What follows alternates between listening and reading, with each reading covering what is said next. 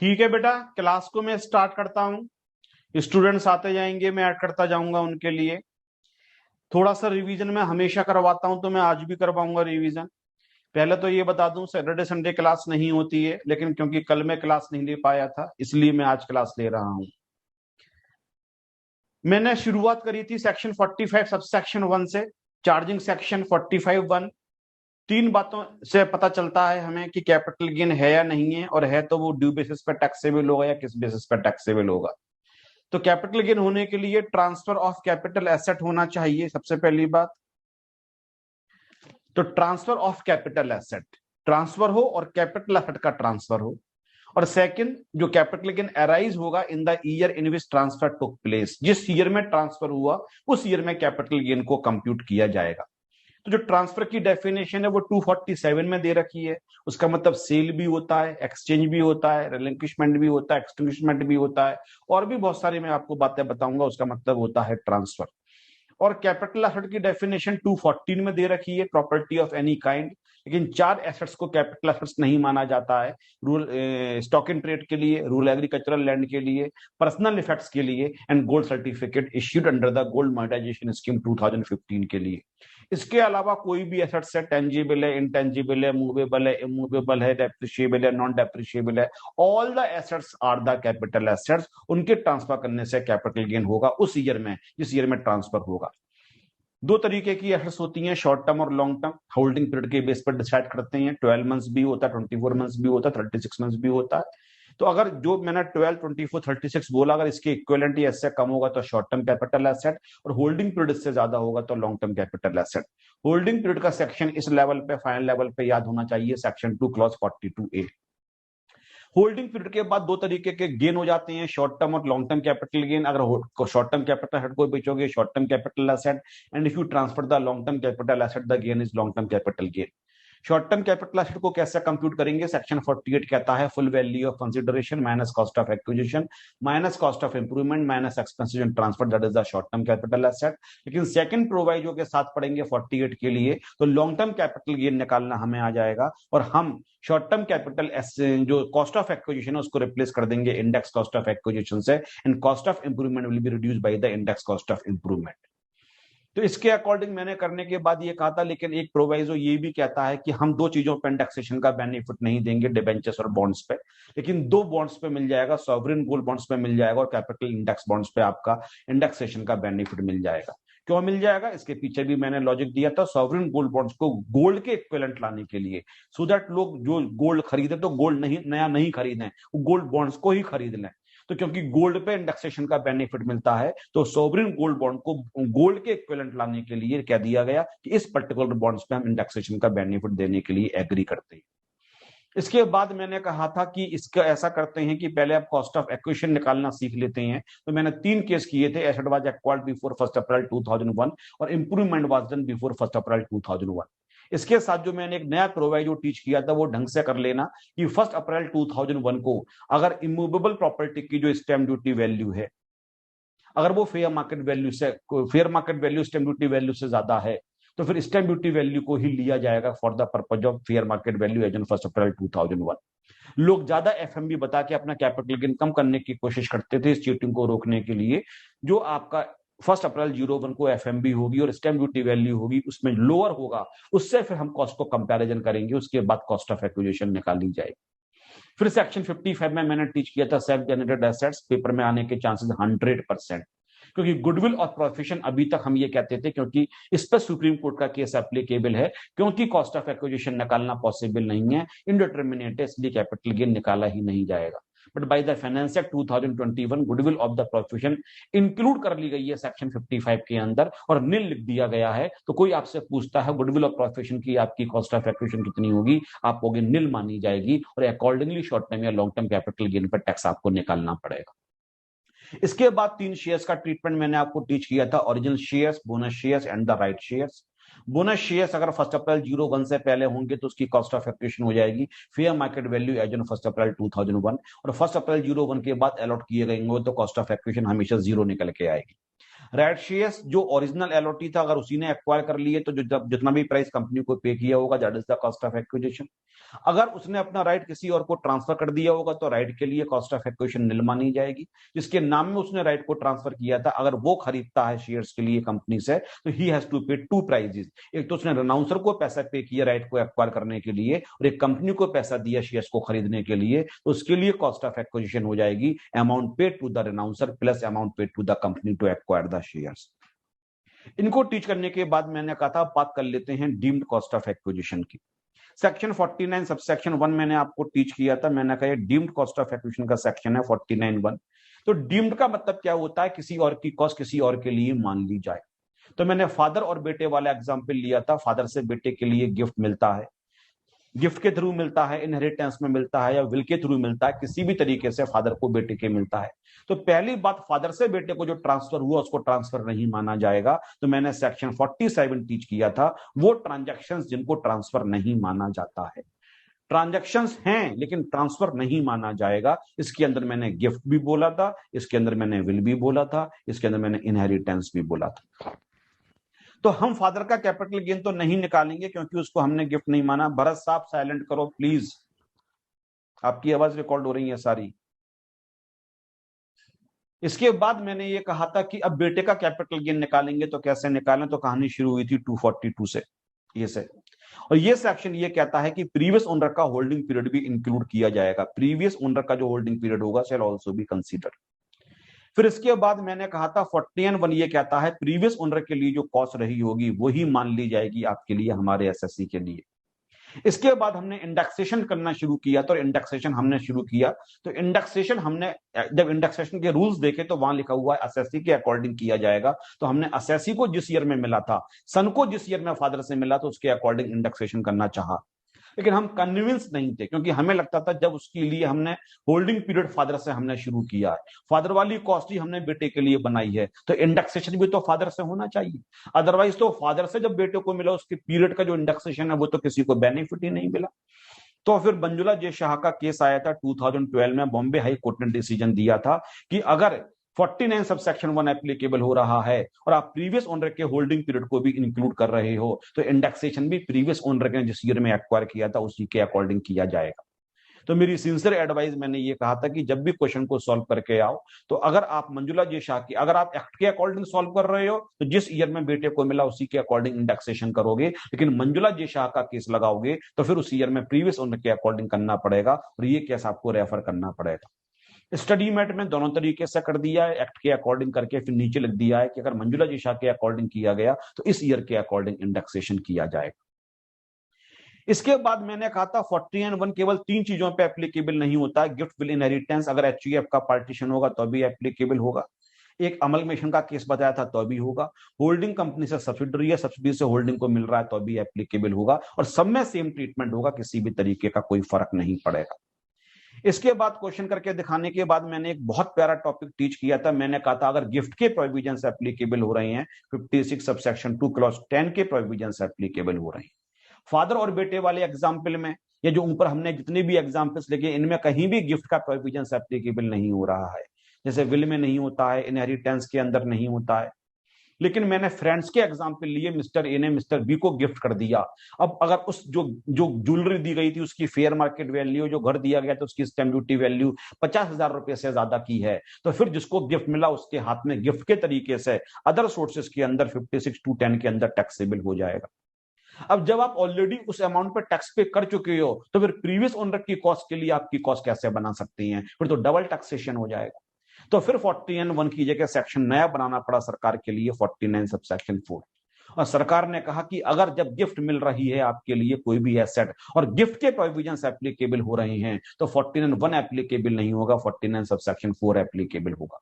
और 49(4) ये कहता है जो अमाउंट गिफ्ट के तरीके से टैक्सेबल हुआ था वो ही फ्यूचर के लिए कॉस्ट ऑफ एक्विजिशन मान ली जाएगी। और होल्डिंग पीरियड भी हम कहां से शुरू करेंगे? जहां से गिफ्ट मिला होगा उसके बाद हम शुरू करेंगे।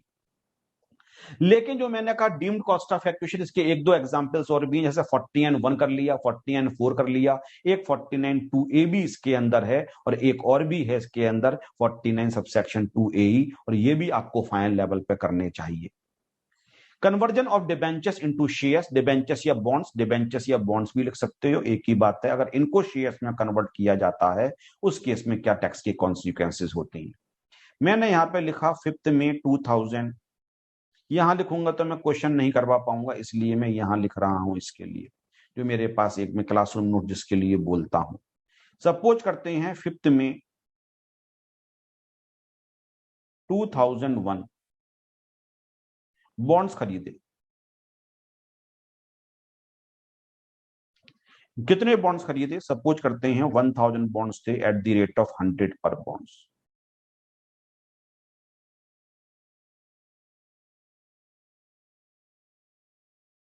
और कंपनी ने ये कह दिया कि इसको 10 की जगह हम लोग इसकी जगह कर देते हैं 10 कर देते हैं तो बेटर क्वेश्चन बन जाएगा। कंपनी ने कहा 5 साल के बाद इसको हम शेयर्स में कन्वर्ट कर देंगे, इसके बदले आपको शेयर्स मिल जाएंगे। तो हम इसको फिर आगे चलाते हैं क्वेश्चंस के लिए, और कुछ टाइम के बाद हम ये मान लेते हैं 5 मई 2015 के लिए। इस डेट पे कंपनी ने क्या किया, 1000 बॉन्ड्स के बदले 1000 बॉन्ड्स के बदले ही मान लेता हूं, पहले इजी तरीके से पढ़ा लेता हूं, कठिन वाला क्वेश्चन बाद में कर लूंगा। एक बॉन्ड के बदले कंपनी ने एक शेयर दे दिया, 1 शेयर।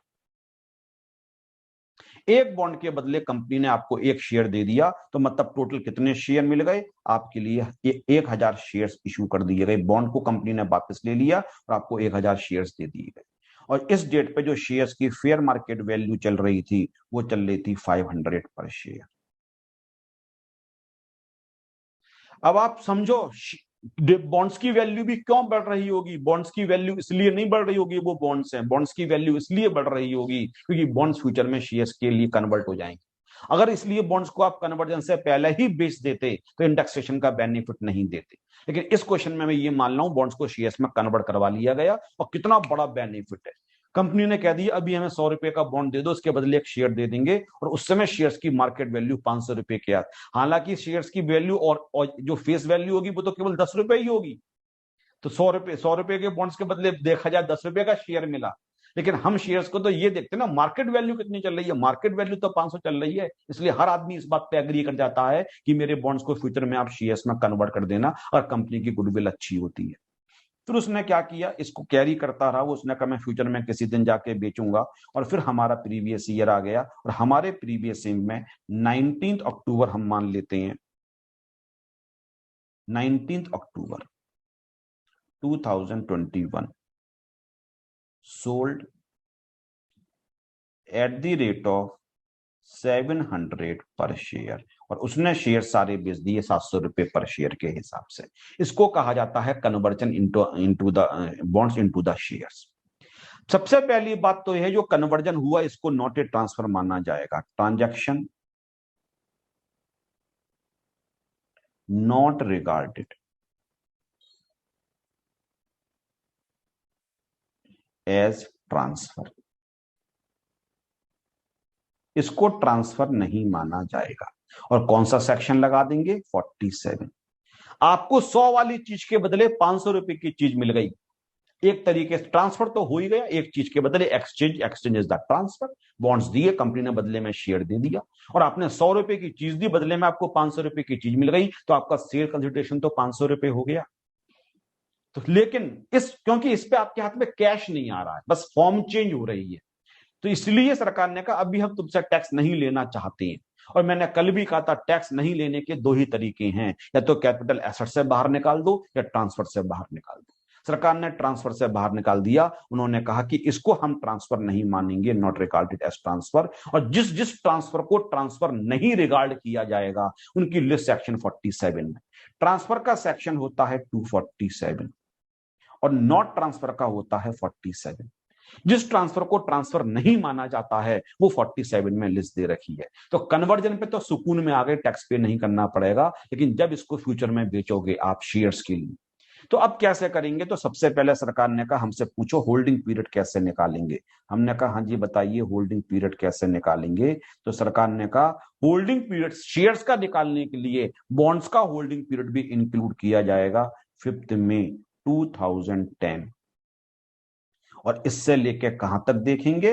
19 से एक दिन पहले देखेंगे 18 अक्टूबर 21 तक, और ये हम लिस्टेड अगर शेयर्स मान लेते हैं, लिस्टेड शेयर्स, जो शेयर्स मिले वो लिस्टेड थे, लेकिन वो एजम्पशन में लेके चल रहा हूं आउटसाइड स्टॉक एक्सचेंज वाला।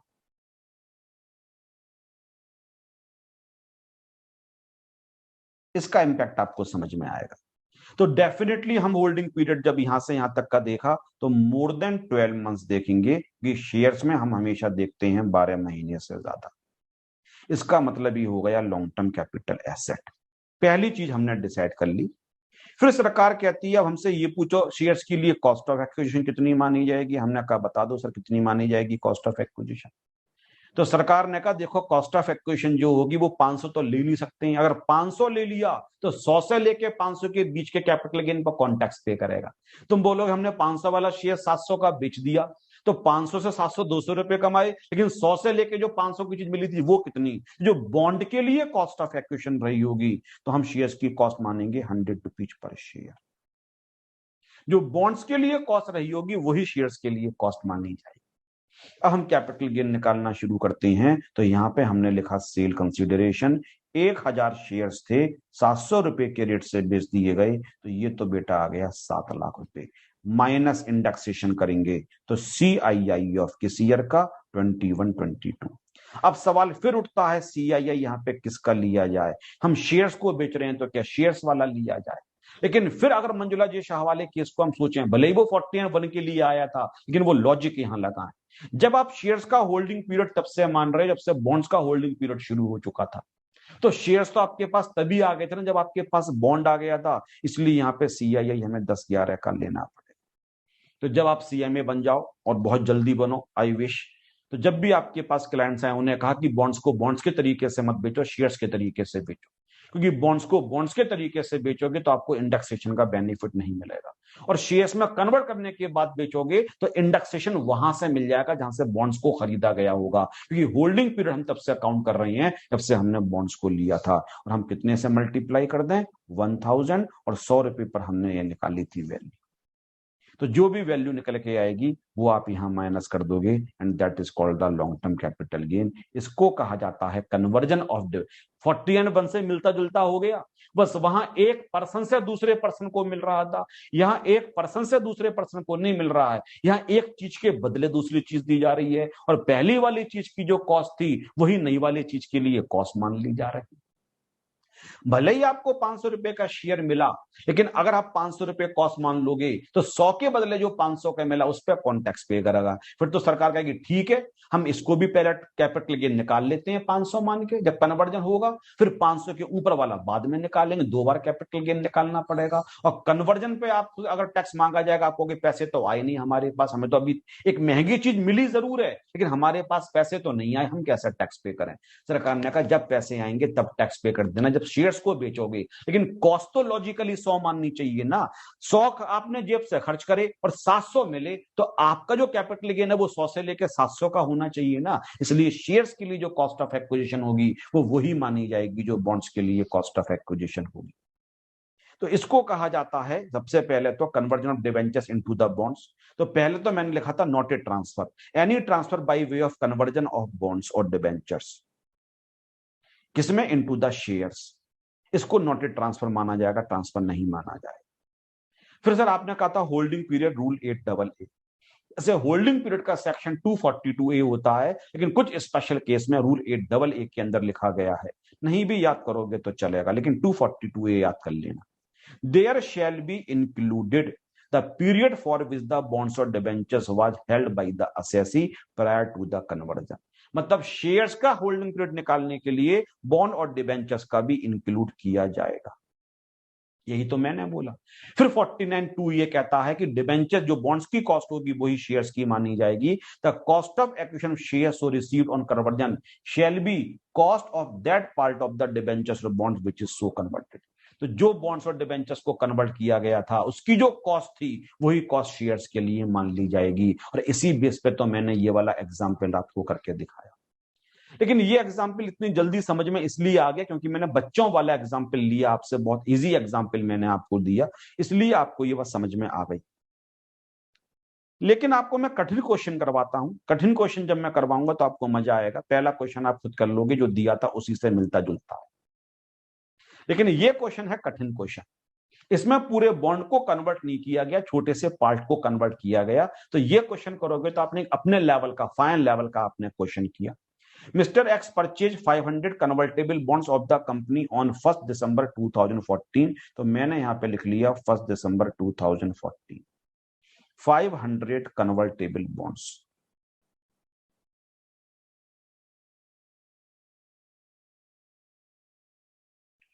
और किस रेट से खरीदे? 600 रुपए पर बॉन्ड्स की रेट से खरीदे, 600 पर बॉन्ड। 500 शेयर्स थे और 600 रुपए पर बॉन्ड के हिसाब से खरीदे। A part of the bond of rupees 100 per bond is to be converted into one equity shares on 1 December 2020। Company ने कहा 1 दिसंबर 2020 के लिए हम इस 600 बॉन्ड्स के दो हिस्से कर देंगे। 600 रुपए का बॉन्ड था, एक बॉन्ड रुपीज 600 का था। इस बॉन्ड के हम दो हिस्से कर देंगे। एक तो आप ये मान लो कि ये 100 रुपए का बॉन्ड है, और एक मान लो 500 रुपए का बॉन्ड है। पहले तो मन में ये अज्यूम कर लो कि हमारे पास 600 रुपए का एक बॉन्ड की जगह हमारे पास दो बॉन्ड है, एक 100 रुपए का बॉन्ड है, एक 500 रुपए का बॉन्ड है। अभी भी आपके पास 600 रुपए का बॉन्ड है, और 100 रुपए के बॉन्ड के बदले हम आपको एक शेयर दे देंगे, और 500 रुपए का बॉन्ड आपके पास 500 का ही रह जाएगा। इसका मतलब हो गया कन्वर्जन के बाद आपके पास 500 कन्वर्ट थे, 500 तो हो जाएंगे शेयर्स और 500 हो जाएंगे बॉन्ड्स। 500 कन्वर्टेबल बॉन्ड्स थे, 600 रुपए का एक था, 600 के दो हिस्से कर दिए। 100 रुपए रुपीज भी लिख दूं, कंफ्यूज नहीं हो। 100 रुपए का एक बॉन्ड और एक 500 रुपए का बॉन्ड्स। 500 वाला बॉन्ड्स तो 500 बॉन्ड्स तो रहे एट द रेट ऑफ 500 पर बॉन्ड्स वाले रहे। अब बॉन्ड्स की वैल्यू 600 की जगह 500, तो 500 थे 600 वाले, अभी भी 500 बचे हुए हैं, लेकिन अब 500 वाले नहीं बचे हैं, 600 वाले नहीं बचे हैं, 500 वाले बचे हैं। पहले 500 बॉन्ड्स थे 600 वाले, अब भी 500 हैं, लेकिन अब वो 600 वाले नहीं है, वो 500 वाले बचे। फिर 100 रुपए के जो बॉन्ड के बराबर वैल्यू थी उसके बदले कंपनी ने एक शेयर दे दिया। टोटल 500 बॉन्ड्स थे तो 500 शेयर्स मिले होंगे, तो 500 शेयर्स मिल गए। और जिस डेट पे शेयर्स मिले उस डेट पे जो कंपनी ने किस डेट पे अलॉट करे हैं, 1 दिसंबर 20 को अलॉट करे थे। और क्योंकि 500 रुपए का बॉन्ड तो नॉन कन्वर्टेबल था, वो तो दिखा दिया। कंपनी अलॉटेड 500 शेयर 1 दिसंबर 20 इस डेट पे कन्वर्ट कर दिए। और एफएमबी जो शेयर्स की दे रखी है इस डेट पे, वो कितनी दे रखी है? 320 रुपए पर शेयर। देखो लॉटरी लग गई उसकी। कंपनी ने कहा हम तुम्हारे बॉन्ड्स की वैल्यू 600 की जगह 500 कर रहे हैं, तो अब तुम्हारे पास 500 बॉन्ड्स बचेंगे, और 600 वाले नहीं, 500 रुपए वाले 500 बचेंगे। और हम 100 रुपए का जो बॉन्ड की वैल्यू कम कर रहे हैं उसको शेयर्स में कन्वर्ट कर देते हैं। हम तुम्हें कंपनी का एक शेयर दे देंगे एक बॉन्ड के बदले। 100 रुपए के एक बॉन्ड के बदले हम आपको एक शेयर दे देंगे। टोटल बॉन्ड्स थे 500, तो 500 शेयर्स मिल जाएंगे। 100 रुपए से बॉन्ड की वैल्यू कम करवाई और 320 रुपए का शेयर आपके लिए मिल गया। समझो आपको 220 रुपए का देखते ही देखते बेनिफिट हो। इसको कहते हैं पार्ट ऑफ द बॉन्ड्स हमने कन्वर्ट किया है। पूरा बॉन्ड कन्वर्ट नहीं किया, पार्ट ऑफ द बॉन्ड्स को कन्वर्ट किया है। मिस्टर एक्स सोल्ड, अब उसको बेच दिया। और क्या क्या बेच दिया? All the shares and bonds, shares भी बेच दिए। शेयर्स किस रेट से बेचे? Sold all the shares bonds rupees 450 पर शेयर के रेट से बेचे। और बॉन्ड्स किस रेट से बेचे? बॉन्ड उसने बेचे 520 रुपए पर शेयर के रेट से, 520 पर बॉन्ड के रेट से।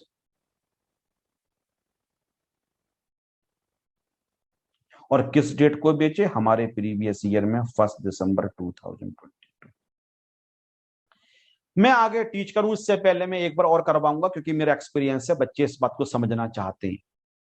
आपके पास 600 रुपए की कोई चीज है कि आप मन में इमेजिन नहीं कर सकते हो मेरे पास दो चीजें हैं, एक 500 की चीज, एक 100 रुपए की चीज है? हाँ सर, मान सकते हैं मन में। 500 वाली चीज 500 की रह गई, 100 के बदले एक शेयर दे दिया गया।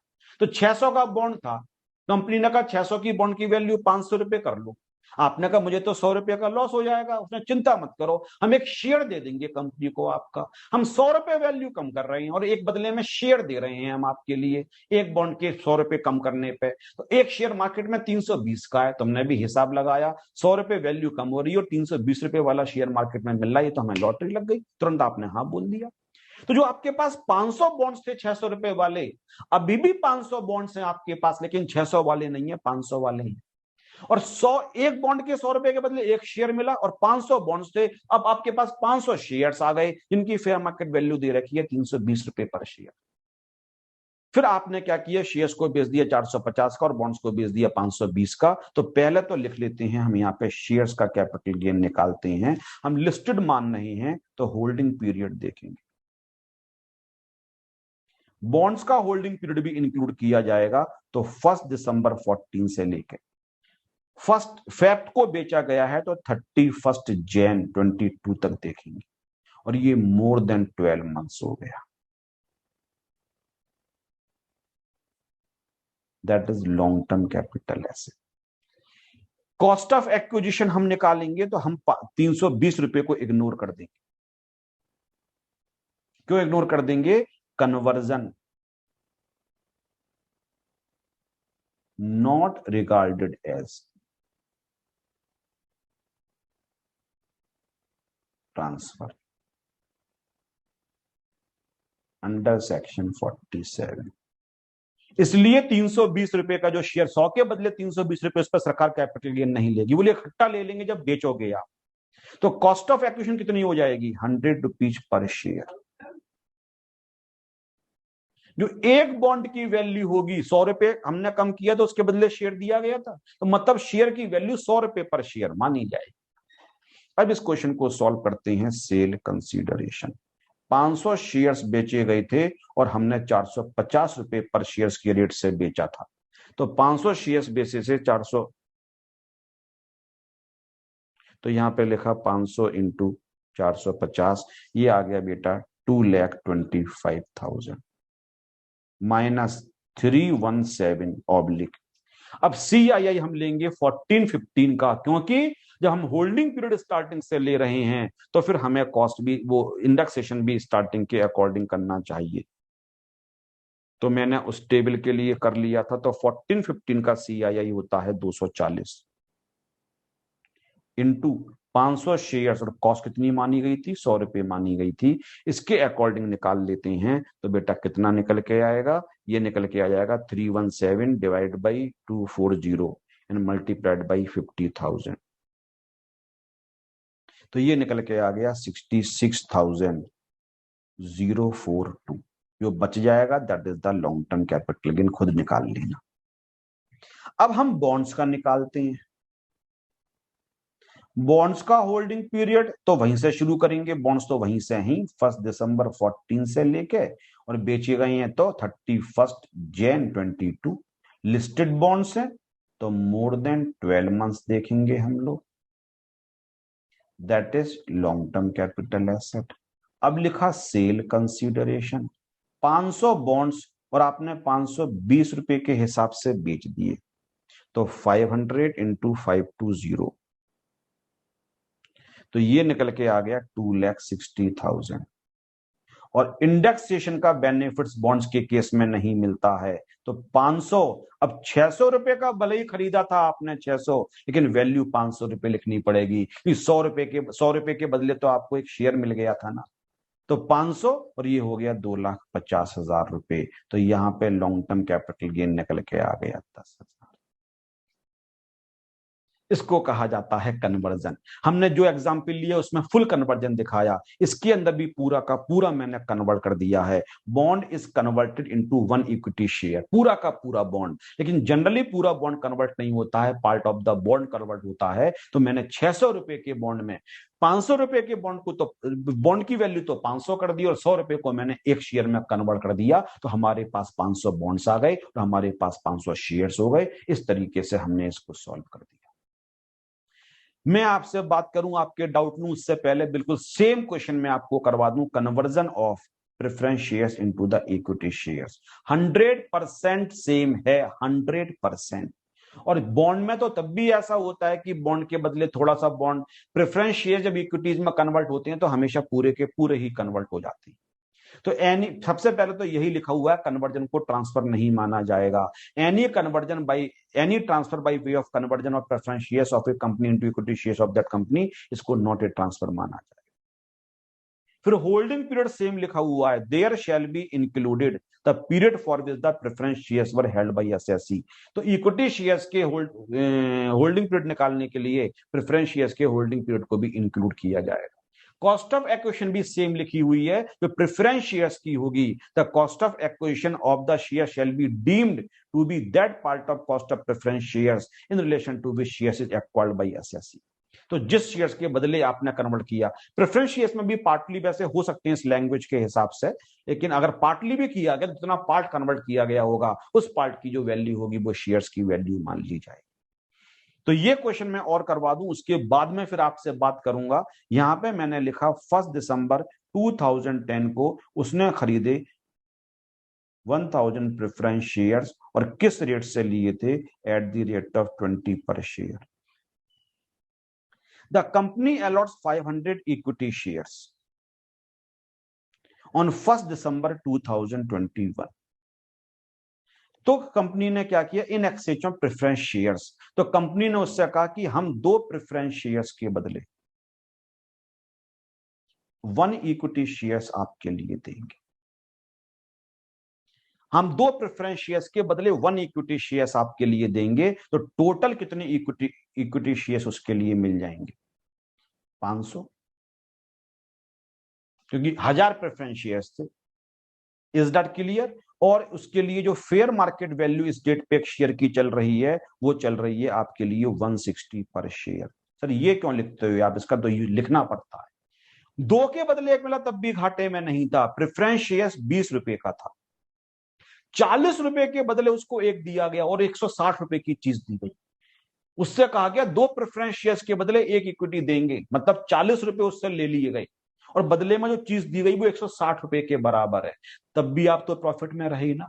2 छोटे छोटे टुकड़े लेके आपको जो उसकी जो टुकड़ा बड़ा दिया गया वो बहुत ही बड़े साइज का आपको टुकड़ा दिया गया। आपसे किसी आदमी ने 100 रुपए के 2 नोट ले लिए और बदले में 500 दे दिए। बहुत छोटे बच्चे होते हैं, उन्हें लगता है जितने ज्यादा पैसे उतने ज्यादा अच्छे होते हैं। तो मेरे फ्रेंड का बेटा था, तो मैंने बोला, पैसे की बात चल रही थी, उसके फादर पैसे दे रहे थे उसके लिए, तो उन्होंने 50 रुपए निकाल के उसके लिए दे दिए। बोले ये नहीं, मुझे ये वाले चाहिए। वो ज्यादा मिलते थे, 10 रुपए वाले भी थे। उन्होंने वो 3 दे दिए तो वो खुश हो गया। 3 दे के बोले मेरे पास 3 थे ना, तो पहले 1 ही दे रहे थे मेरे। तो बच्चे तो सोचेंगे कि वो एक 1 मिल रहा है और यहाँ पे 3 मिल रहे हैं, 3 1 से बड़ा होता है। लेकिन अगर देखा जाए वो 3 मिला के भी जो 1 है वो 3 के से भी ज्यादा का है। वो 30 रुपए है, वो 50 रुपए का अकेला नोट है। तो 2 प्रेफरेंस शेयर्स 20-20 रुपए के आपसे वापस लिए भी गए 40 रुपए, और 1 इक्विटी शेयर्स दिया भी गया अगर आपके लिए, तो वो अकेले 160 रुपए के बराबर है। तब भी तो आप बेनिफिट में रहे। इसके बाद उसके पास 500 इक्विटी शेयर्स आ गए। उसने कहा अब मैं इनके लिए बेचूंगा, और कब बेच दिया गया, 230 रुपए का 1 फेब 22 को बेच दिया गया। 230 पर शेयर के रेट से बेच दिया गया। बिल्कुल सेम। सबसे पहले लिखते हैं conversion of preference shares into equity shares not regarded as transfer under section 47। तो जिस समय आपको 40 के बदले 160 मिले, सरकार उस समय टैक्स नहीं लेगी। अब शेयर्स के लिए सरकार कहती है हम होल्डिंग पीरियड कहां से शुरू करेंगे, 1 दिसंबर। मिले आपको 1 दिसंबर 21 को, लेकिन हम 10 से शुरू करेंगे और 1 जैन तो 31 जैन 22 तक देखेंगे। और ये मोर देन 12 मंथ्स लिस्टेड मान रहा हूं, आउटसाइड स्टॉक एक्सचेंज मान रहा हूं, तो ये हो गया आपके लिए लॉन्ग टर्म कैपिटल एसेट। अब वो कहते हैं कॉस्ट ऑफ एक्विजिशन कितनी होगी, और वो हो जाएगी 40 रुपीज पर शेयर। जो प्रेफरेंस शेयर्स के लिए वैल्यू थी वो इक्विटी शेयर्स वैसे 160 रुपए का मिला, लेकिन 160 के हिसाब से करोगे तो 40 की जो चीज 160 की मिली उस पर कैपिटल गेन कॉन्टेक्स पे करेगा। तो जो प्रेफरेंस पुराने जमाने में जब कन्वर्जन होता था उसको ट्रांसफर माना जाता था। ये वाला अमेंडमेंट मेरे सामने, बॉन्ड्स वाला नहीं हुआ, लेकिन ये अमेंडमेंट मेरे सामने ही हुआ है। आज से 7-8 साल पहले इस कन्वर्जन को ट्रांसफर माना जाता था। तो जब हम कन्वर्ट करते थे तो इक्विटी शेयर्स, पहले हम प्रेफरेंस शेयर्स का कैपिटल गेन निकालते थे और हम एफएमबी को मान लेते थे सेल कंसिडरेशन। और जब इक्विटी शेयर्स को सेल करते थे तो 160 रुपए को हम इक्विटी शेयर्स की कॉस्ट ऑफ एक्विजिशन मान लेते थे। तो सरकार ने कहा नहीं, जिस समय कन्वर्ट होगा उस समय कैपिटल गेन नहीं निकाला जाएगा, तो नॉट ए ट्रांसफर में डाल दिया गया। तो अब 40 रुपए क्यों सर? शेयर तो 20 रुपए का था, 2 प्रेफरेंस के बदले 1 इक्विटी मिला, तो 2 प्रेफरेंस की वैल्यू 40 रुपए है, तो 1 इक्विटी की वैल्यू भी 40 रुपए हो गई ना बेटा। तो अब यहां पे निकाल देते हैं, यहां पे लिखा सेल कंसीडरेशन। 500 इक्विटी शेयर्स 230 रुपए के हिसाब से बेचे गए। तो ये भी चलो मैं कर देता हूं आप लोगों की खुशी के लिए, 500 इंटू 230, ये निकल के आ गया 1,15,000। यहां से माइनस करेंगे तो 317 मैंने यहां पे लिखा, और CII हम लेंगे 10 and 11 का, 10-11 का CII हम लेंगे और 10-11 का CII होता है 167। ऊपर किस ईयर का था? 14-15 का था, इसलिए ज्यादा था। इंटू 500, और हमने वैल्यू कितनी निकाली थी? 40। 1000 की 20 तो 500 की 40 वैल्यू, आधे हो गए तो आधी वैल्यू कर दो 40। तो इसके अकॉर्डिंग कितना निकल के आ जाएगा? तो ये निकल के बेटा आ जाएगा आपके लिए 317 डिवाइडेड बाई 167 और मल्टीप्लाइड बाई 20,000।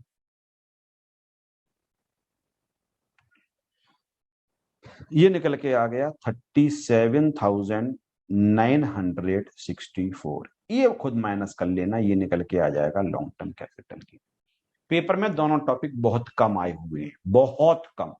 49(1) तो बहुत आता है, जो डीम्ड कॉस्ट ऑफ एक्विजिशन पहला करवाया था फादर और बेटे वाला, लेकिन ये दोनों कन्वर्जन वाले पेपर में बहुत कम आते हैं। मतलब एक समझ लो 2 या 3% पेपर में आए हुए हैं, बस 1-2 बार।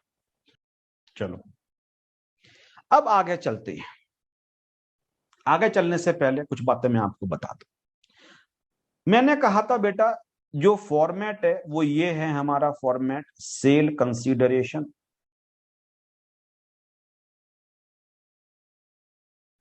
माइनस कॉस्ट ऑफ एक्विजिशन या फिर index cost of acquisition minus cost of improvement या फिर index cost of improvement minus expenses on transfer.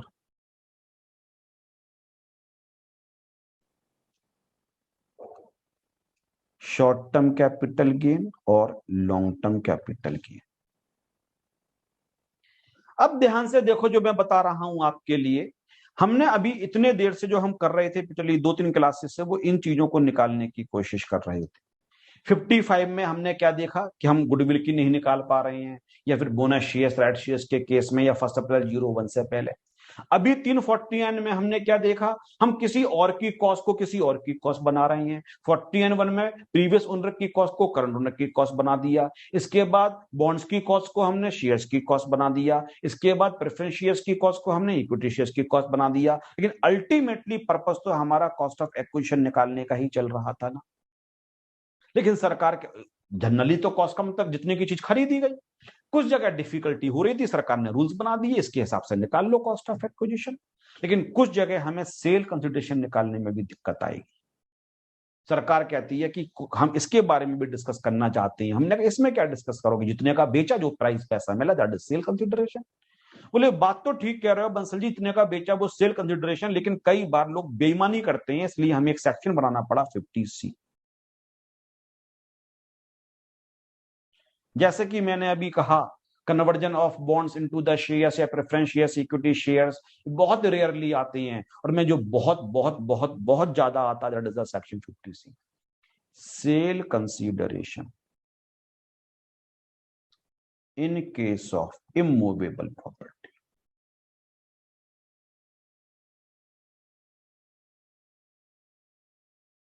Land और बिल्डिंग के केस में हम कैसे निकालें आपके लिए सेल कंसिडरेशन, और सेक्शन है 50C, जिसके आने के चांसेस ऑलमोस्ट 100%।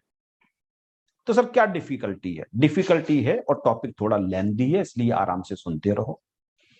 सपोज करते हैं 1 अक्टूबर 01 को एक आदमी ने घर परचेज किया हाउस, और वो परचेज किया उसने 2 लाख रुपए का। सही है।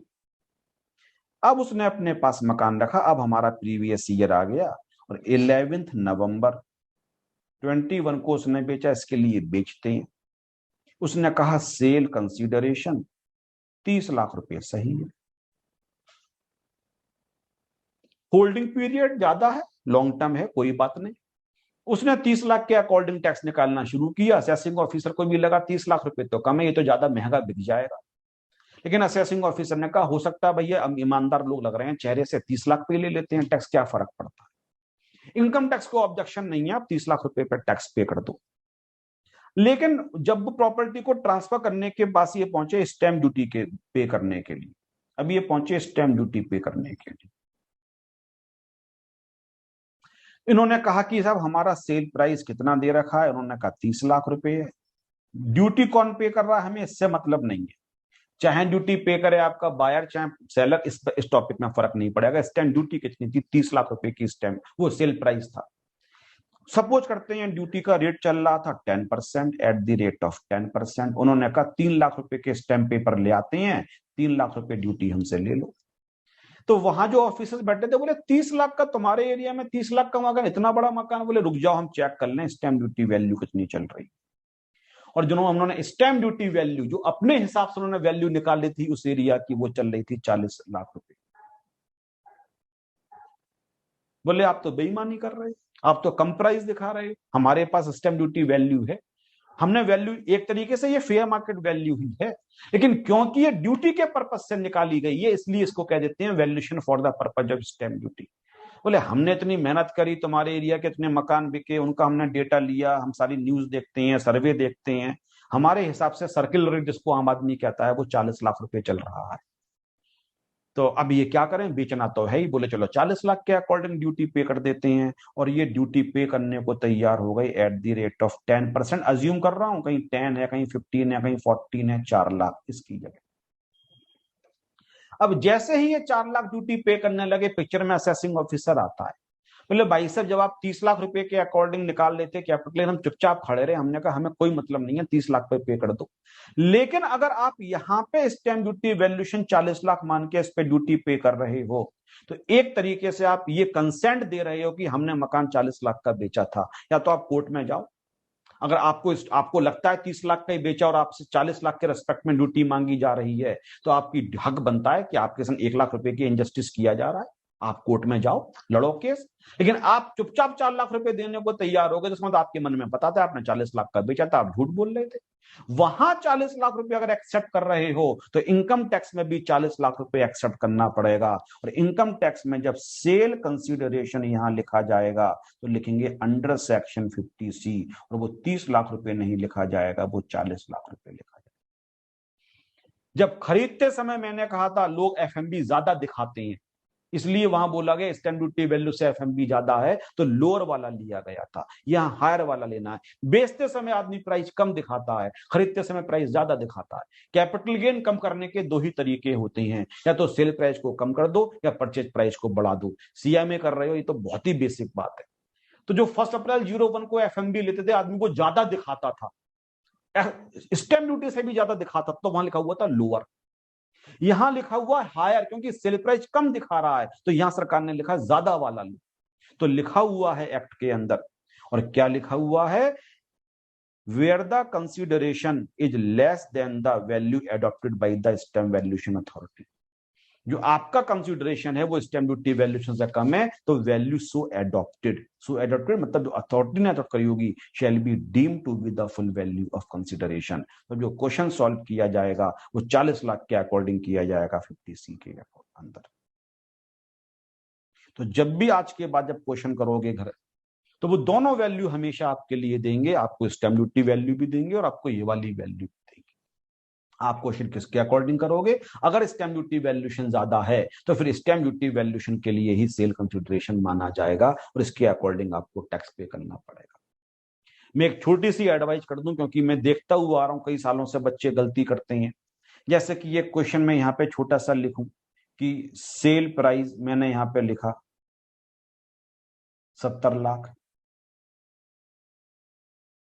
फिर मैंने यहां पे लिखा स्टैम्प ड्यूटी वैल्यू 80 लाख। फिर मैंने लिखा कॉस्ट ऑफ एक्विजिशन, ये बेचा किस ईयर में गया था, 21-22 में बेचा गया था, खरीदा गया था 01-02 में। ये 10 लाख मान लेते हैं, 10 लाख का खरीदा गया था इस ईयर में। एक्सपेंसेस ऑन ट्रांसफर, मतलब जो कमीशन पे किया गया था, कमीशन वो पे किया गया था एट द रेट ऑफ 2%। और मैं कहता हूं क्वेश्चन सॉल्व करो, तो बच्चे कहते हैं सर इतना इजी क्वेश्चन, आपको क्या लगा हम गलत कर देंगे? देखो हम सेल कंसिडरेशन 80 लाख रुपए लेंगे। और देखो सर हमने सेक्शन भी यहाँ पे 50C लिख दिया, क्योंकि वो झूठ बोल रहा था सस्ता बेचा है, जब वो ड्यूटी 80 लाख के रेस्पेक्ट में पे करने को तैयार है।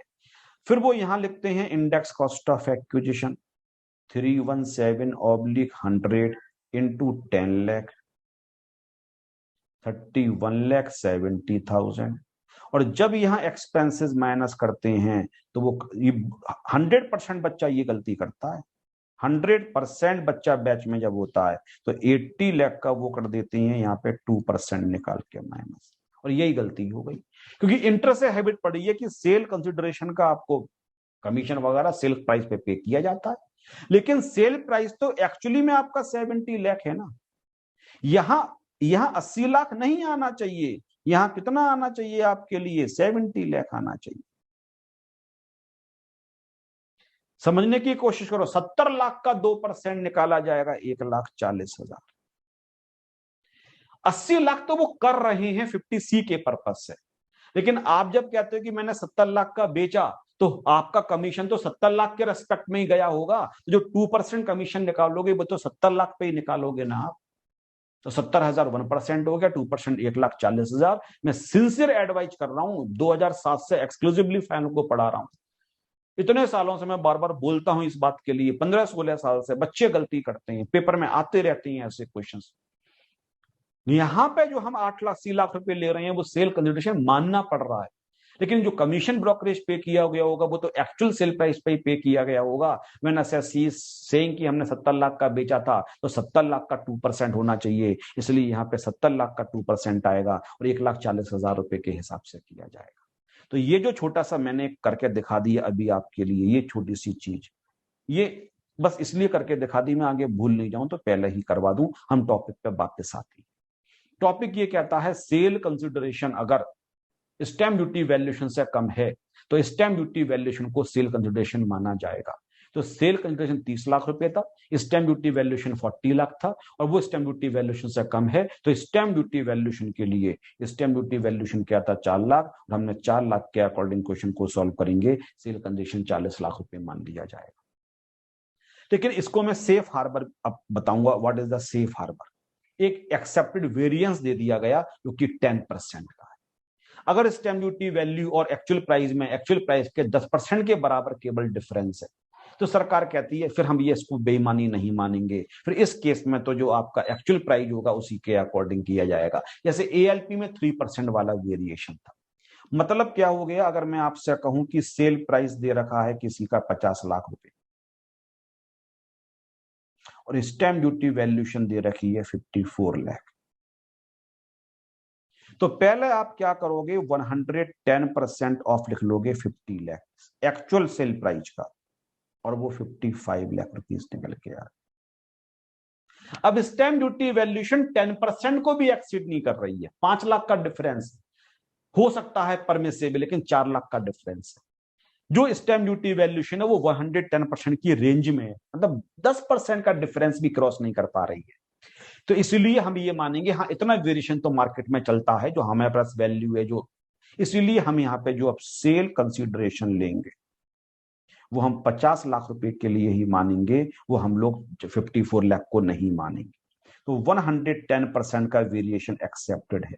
लेकिन इसी क्वेश्चन में अगर मैं आपसे देता, सेल प्राइस दे रखा है 50 लाख रुपए का, और मैं यहां दे दूं स्टैम्प ड्यूटी वैल्यूएशन दे रखी है 56 लाख रुपीज की, तो अब हम निकालेंगे 50 लाख रुपए का 110%, जो निकल के आएगा 55 लाख। अब 10% को क्रॉस कर गई स्टैम्प ड्यूटी वैल्यूएशन, इसका मतलब आपने बहुत ज्यादा कम करने की कोशिश करी थी। अब जो सेल कंसिडरेशन होगा उसको माना जाएगा 56 लाख। क्यों 56 लाख? क्योंकि अब आप झूठ बोल रहे हो, ये कहा जा रहा है। मैंने क्या एग्जाम्पल लिया था, अगर ये पेन मैंने 10,000 रुपए का खरीदा और कोई कहता है ये पेन 6,000 रुपए का है, तो मुझे गुस्सा आएगा, मैं कन्विंस करने की कोशिश करूंगा ये 10,000 रुपए का है। लेकिन अगर वो बोलता है 9-9,500 रुपए के आसपास होगा, तो मैं बोलूंगा तुमने सही रेट बताया। तो मेरे प्राइस में और स्टैम्प ड्यूटी स्टैम्प अथॉरिटी के प्राइस में डिफरेंस थोड़ा बहुत तो पॉसिबल हो सकता है ना। मार्केट में नेगोशिएशंस होती हैं, बार्गेनिंग होती है, तो एग्जैक्ट कोई कैसे बेच सकता है? थोड़ा बहुत तो बार्गेनिंग करनी पड़ती है। किसी को पैसे की जल्दी रिक्वायरमेंट है, उसने जल्दी सस्ता बेच देता है, अर्जेंट पैसा चाहिए होता है कई बार आदमी के लिए। तो सरकार कहती है इसलिए 10% का वेरिएशन हम एक्सेप्ट कर रहे हैं। अगर सेल प्राइस का 110% निकाल लो, स्टैम्प ड्यूटी वैल्यूएशन इसको एक्सीड नहीं कर रही होगी, तो एक्चुअल सेल प्राइस को ही मान लिया जाएगा। और इसको एक्सीड कर रही होगी तो हम sale price stamp duty valuation को सेल कंसिडरेशन मानेंगे। यही बात दूसरे पैराग्राफ के अंदर लिखी हुई। Where the value adopted by the stamp valuation authority does not exceed 110%। पिछले से 2020 फाइनेंस एक्ट में, हम 21 पढ़ रहे हैं, पिछले वाले में तो ये अमेंडमेंट 1 साल पुराना हो गया। पहले 5% का वेरिएशन एक्सेप्टेड था, अब 110 का है, तो हमें 105 से मतलब नहीं होना चाहिए, हमें 110 से ही मतलब होना चाहिए। तो अगर value adopted by the stamp duty authority does not exceed 110% of the actual consideration, तो फिर एक्चुअल कंसिडरेशन को the consideration so received, stamp duty valuation नहीं, consideration so received shall be deem to be the full value of consideration. जो आपका actual price होगा उसी को वास्तव में सेल प्राइस मान लिया जाएगा। तो अब दो बातें मैंने अभी तक आपको बता दी। सबसे पहली तो मैंने एक सिंपल सी लैंग्वेज बताई और मैंने ये बोला कि अगर आपका cell price stamp duty valuation से कम है तो स्टैम्प ड्यूटी वैल्यूएशन को सेल कंसिडरेशन माना जाएगा। लेकिन मैंने कहा एक छोटी सी बात सुन लो, अगर आपका प्राइस का 110% निकाल लो और स्टैम्प ड्यूटी वैल्यू उसको एक्सीड नहीं करती है, मतलब 10% की रेंज के अंदर ही अंदर स्टैम्प ड्यूटी वैल्यूएशन का मार्जिन है, तो उस केस में हम स्टैम्प ड्यूटी वैल्यूएशन नहीं लेंगे, आप ही के कंसिडरेशन को सेल कंसिडरेशन बना देंगे। लेकिन आपके प्राइस का 110% को भी स्टैम्प ड्यूटी क्रॉस कर जाती है, मतलब आपके प्राइस और स्टैम्प ड्यूटी के बीच में डिफरेंस 10% से भी ज्यादा का हो गया, तो अब हम डाउट है आपके ऊपर कि आपने जानबूझ के हो सकता है प्राइस को कम करने की कोशिश करी हो, तो उस केस में जो स्टैम्प ड्यूटी वैल्यूएशन होगा उसको लिए सेल कंसिडरेशन माना जाएगा। तो ये फर्स्ट प्रोविजन हो गया, सेकंड वाला सेकंड हो गया। अब मैं तीसरी बात आपके लिए बताता हूं।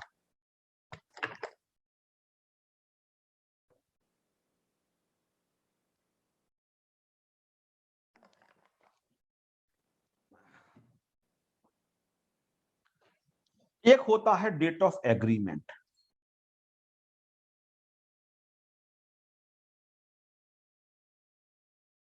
और एक होता है डेट ऑफ रजिस्ट्रेशन,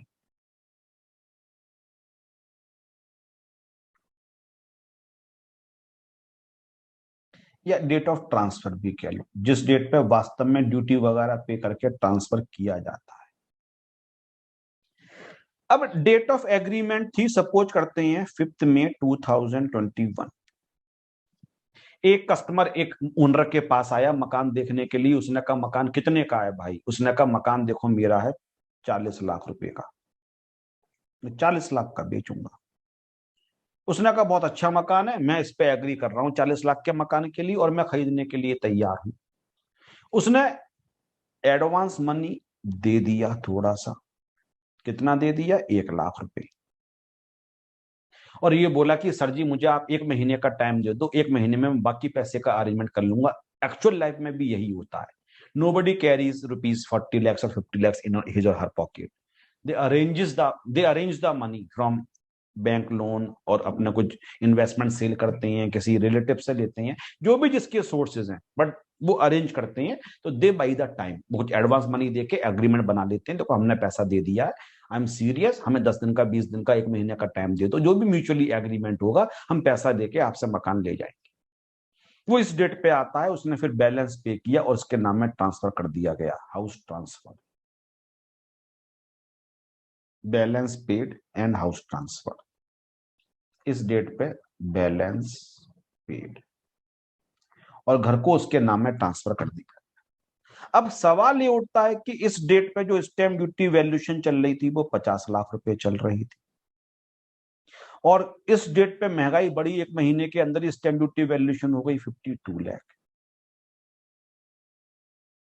अब एक्ट में लिखा हुआ है जिस डेट पे ट्रांसफर हुआ उस डेट पे देखेंगे तो वो सरकार कहती है हम तो 52 लाख के अकॉर्डिंग कैपिटल गेन निकालेंगे।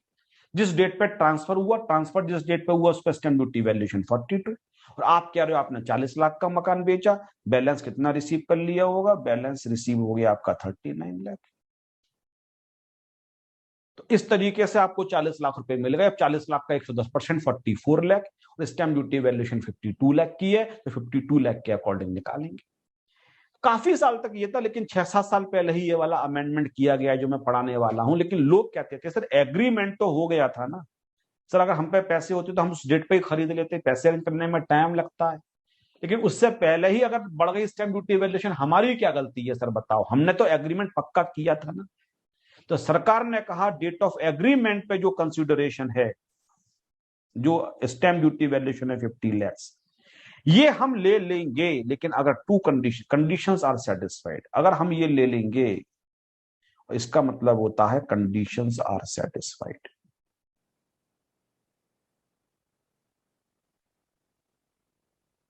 हमने पूछा साहब कौन कौन सी कंडीशंस हैं, तो उन्होंने कहा कि पहली कंडीशन, डेट ऑफ एग्रीमेंट या उससे पहले पहले एडवांस मनी को रिसीव किया गया हो। बिना एडवांस मनी का एग्रीमेंट होगा तो नहीं।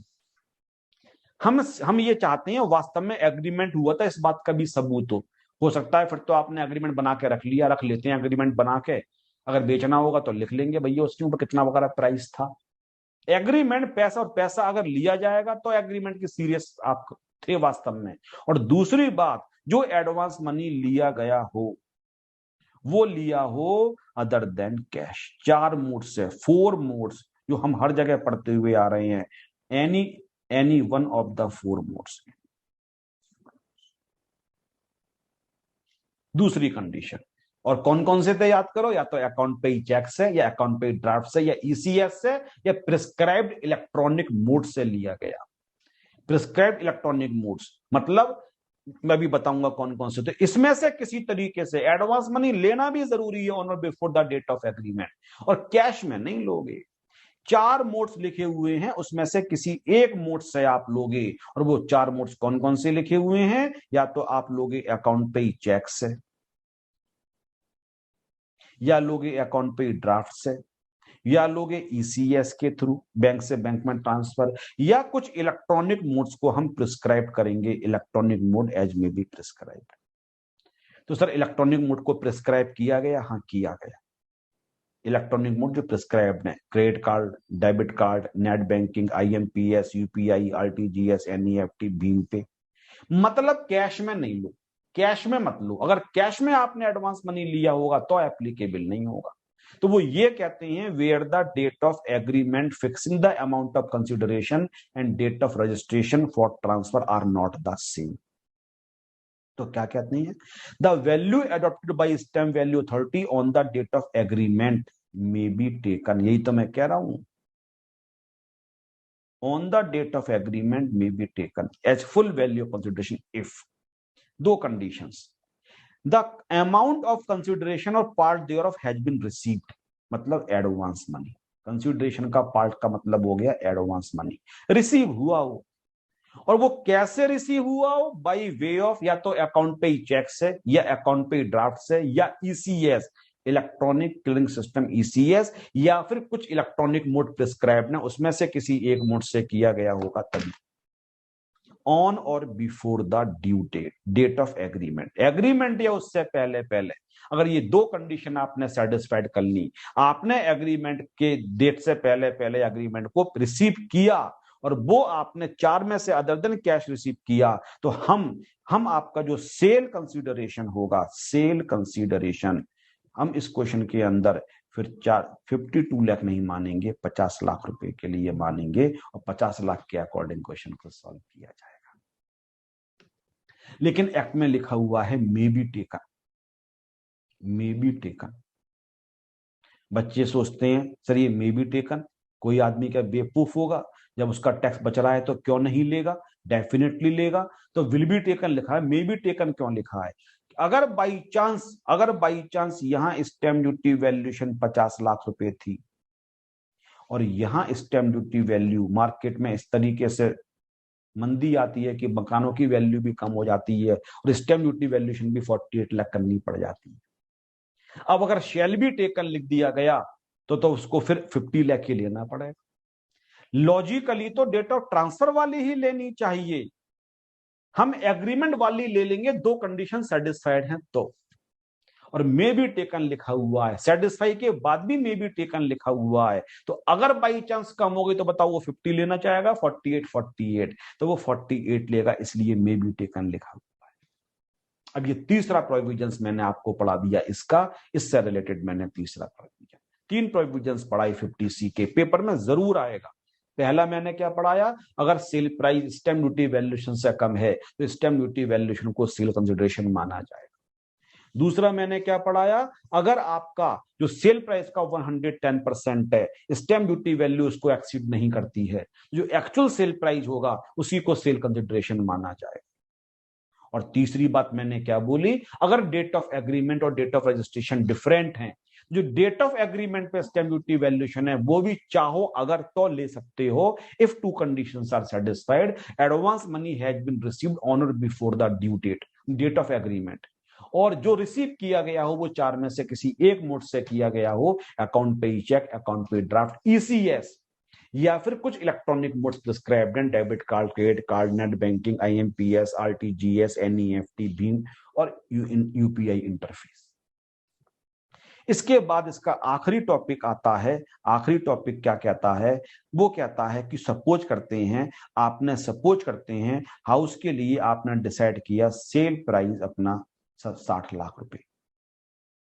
एग्रीमेंट की बात छोड़ देते हैं इस टॉपिक को समझने के लिए, हम सीधे सेल की बात करते हैं। और स्टैम्प ड्यूटी वैल्यूएशन इस डेट पे दे रखी थी 70 लाख। वो ड्यूटी पे करने के लिए गया, उसने कहा मैंने 60 लाख का बेचा। वो कहते हैं नहीं साहब हम तो 70 लाख पे ड्यूटी लेंगे। अब इनकम टैक्स की बात नहीं कर रहा हूं, स्टेट गवर्नमेंट के अथॉरिटी की बात कर रहा हूं।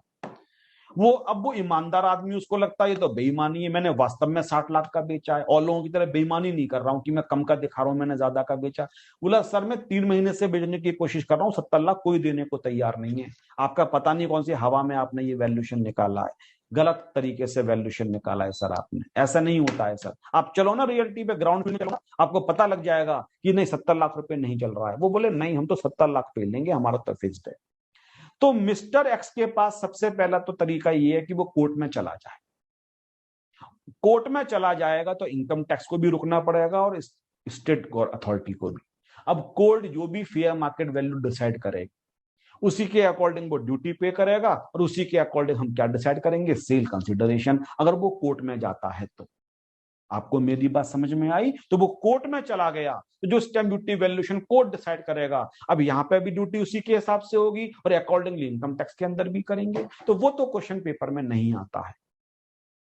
वो यहां पे 70 लाख रुपए पे ड्यूटी पे कर देता है, then he comes to the assessing officer, आंखों में आंसू लेके आता है, रोते हुए आता है, कहता है सर मैंने वहां पे 70 लाख रुपए पे ड्यूटी पे कर दी, लेकिन आप तो समझदार हो, वो लोग समझदार नहीं है। सर मैं आपको एविडेंसेस देने को तैयार हूं, आप चलो मार्केट में, और बहुत सारे ट्रांजैक्शंस मेरे अड़ोस पड़ोस में ट्रांजैक्शंस हुआ था सर, वो भी 60 लाख रुपए का हुआ था। आप और बहुत सारे रेट्स वगैरह दिखाता है उस एरिया के अंदर, सब लोग प्रॉपर्टी डीलर्स वगैरह सब 60 लाख का बेच रहे हैं। असेसिंग ऑफिसर कहता है यार मुझे कन्विंस हूं मैं इस बात से। कोर्ट में चला जाएगा, फिर असेसिंग ऑफिसर कुछ नहीं कर पाएगा, कोर्ट में नहीं जाए, असेसिंग ऑफिसर से आके रिक्वेस्ट करे। और क्या रिक्वेस्ट करे कि सर जो स्टैम्प ड्यूटी वैल्यूएशन है ये फेयर मार्केट वैल्यू से ज्यादा है, वो लोग बेईमान है, उनको निकलना नहीं आती है। असेसिंग ऑफिसर कन्विंस हो गया तो assessing officer may refer the case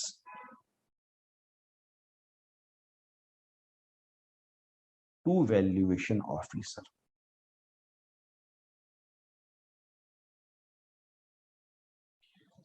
अगर वो कन्विंस हो गया तो वो आपका केस वैल्यूएशन ऑफिसर को रेफर कर देगा कि इस घर की एफएमबी निकालो। अब वैल्यूएशन ऑफिसर ने एफएमबी निकाली, वैल्यूएशन बाई वैल्यूएशन ऑफिसर, अब 2 केस बन गई। उसने कहा सर मैंने पता कर लिया स्टैम्प ड्यूटी वैल्यूएशन करीब करीब चल रही है 68 लाख के आसपास होनी, जो वैल्यू होनी चाहिए वो 68 लाख के आसपास होनी चाहिए। वो असेसिंग ऑफिस सर मैंने कहा था 60 लाख के अकॉर्डिंग नहीं 70 लाख नहीं है, हालांकि उसकी भी गलत है, 60 लाख भी नहीं थी, 68 लाख थी। तो अब जो हम सेल कंसीडरेशन लेंगे वो कितना लेंगे, 68 लाख, क्योंकि अब हम 70 लाख, भले ही 70 लाख पे किया, लेकिन इनकम टैक्स डिपार्टमेंट के ऑफिसर ने कहा कि 68 लाख रुपीज होनी चाहिए, तो 68 लाख के लेंगे। लेकिन अब उसने कह दिया 75 लाख होनी चाहिए, मार्केट में जो वैल्यू चल रही है 75 लाख रुपए, अब ये भी तो पॉसिबल है। अब वो फंस गया, वो तो सोच रहा 70 लाख का मैं करवा लूंगा कम, और 75 लाख। सरकार कहती है चिंता मत करो आप, हम 70 लाख रुपए से ज्यादा तो ले ही नहीं सकते हैं, क्योंकि स्टैंप ड्यूटी आपने 70 लाख रुपए पे करी है, हम तो पहले ही कह रहे 70 लाख पे कर दो। तो वैल्यूएशन ऑफिसर जो निकालेगा और जो आपका होगा उसमें हमेशा लोअर लिया जाएगा। तो आप क्या लोगे, stamp duty valuation, stamp duty valuation और valuation by valuation officer whichever is lower, हमेशा लोअर। तो 68 लाख और 70 लाख में लोअर क्या था, 68 लाख, और 70 लाख और 75 लाख में लोअर क्या है, 70 लाख। तो 70 लाख को लिया जाएगा। तो अगर इनकम टैक्स डिपार्टमेंट कन्विंस हो जाता है, वो कहता है हम अपने ऑफिसर से वैल्यूएशन करवा लेते हैं, और वो स्टैंप ड्यूटी वैल्यूएशन से कम आ गया, तो कम वाले के अकॉर्डिंग क्वेश्चन सॉल्व होगा, ज्यादा आ गया तो डरो मत। तो फिर जो स्टैंप ड्यूटी वैल्यूएशन था उसी के अकॉर्डिंग क्वेश्चन को सॉल्व किया जाएगा। और ये आखिरी पार्ट है इसका, और आखिरी पार्ट क्या है, where assessee claims before the assessing officer that the value adopted by the stamp valuation authority exceeds the fair market value। वो कहता है सर ये वैल्यू ज्यादा है, एंड और दूसरी कंडीशन क्या कहता है, and value so adopted has not been disputed, has not been disputed before any authority और कोर्ट और हाई कोर्ट। लेकिन कोर्ट में नहीं गया, कोर्ट में चला गया तो अब असेसिंग ऑफिसर क्या करेगा, अब तो कोर्ट तो सुप्रीम पावर हो गई, वहां नहीं गया, और लेकिन वो क्लेम करता है। तो assessing officer may refer, may का मतलब अगर कन्विंस हो गया तो valuation of the capital asset to the valuation officer. और फिर लिखा हुआ है where the valuation by the valuation officer exceeds the stamp value adopted by the stamp duty authority. वो वैल्यूएशन स्टैम्प ड्यूटी को भी एक्सीड कर गया।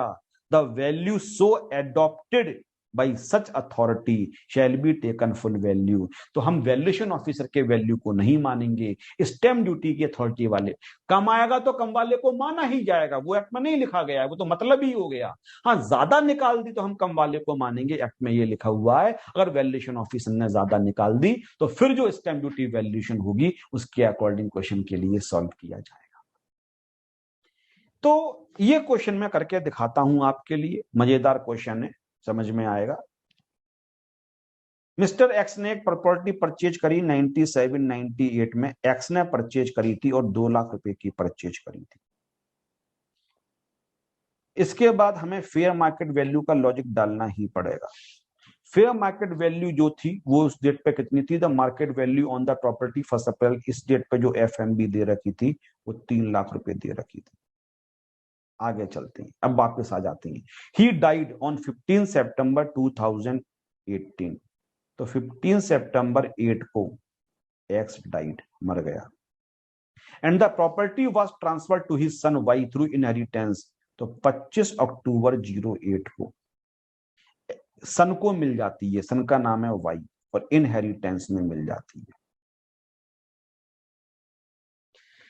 ठीक है, वाई ने बेच दिया प्रॉपर्टी के लिए, 30 अप्रैल 21 को बेच दिया, सोल्ड। और कितने का बेचा, 20 लाख रुपए का बेचा।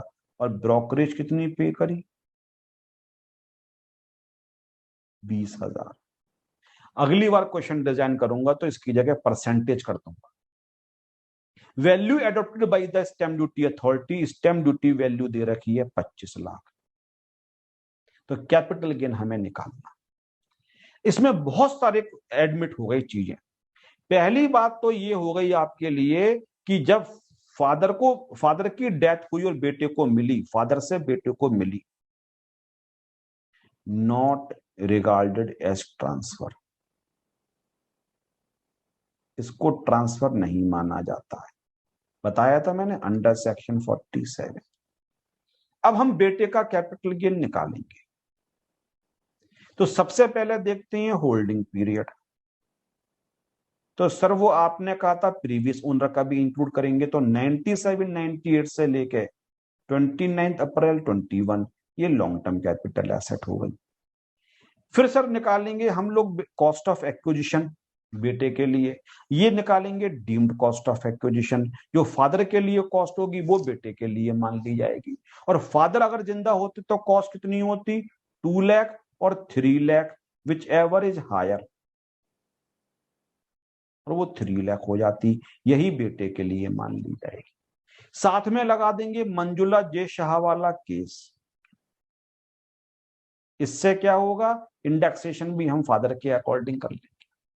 अब हम सेक्शन 50C लगाते हैं, 50C के अकॉर्डिंग सेल कंसिडरेशन निकालते हैं। तो बेचा 20 लाख का, स्टैम्प ड्यूटी वैल्यूएशन 25 लाख, तो पहले हमने 20 लाख लिखा, इसका 110% निकाल लिया, कितना आ गया 22 लाख। और स्टैम्प ड्यूटी वैल्यूएशन दे रखी है 25 लाख।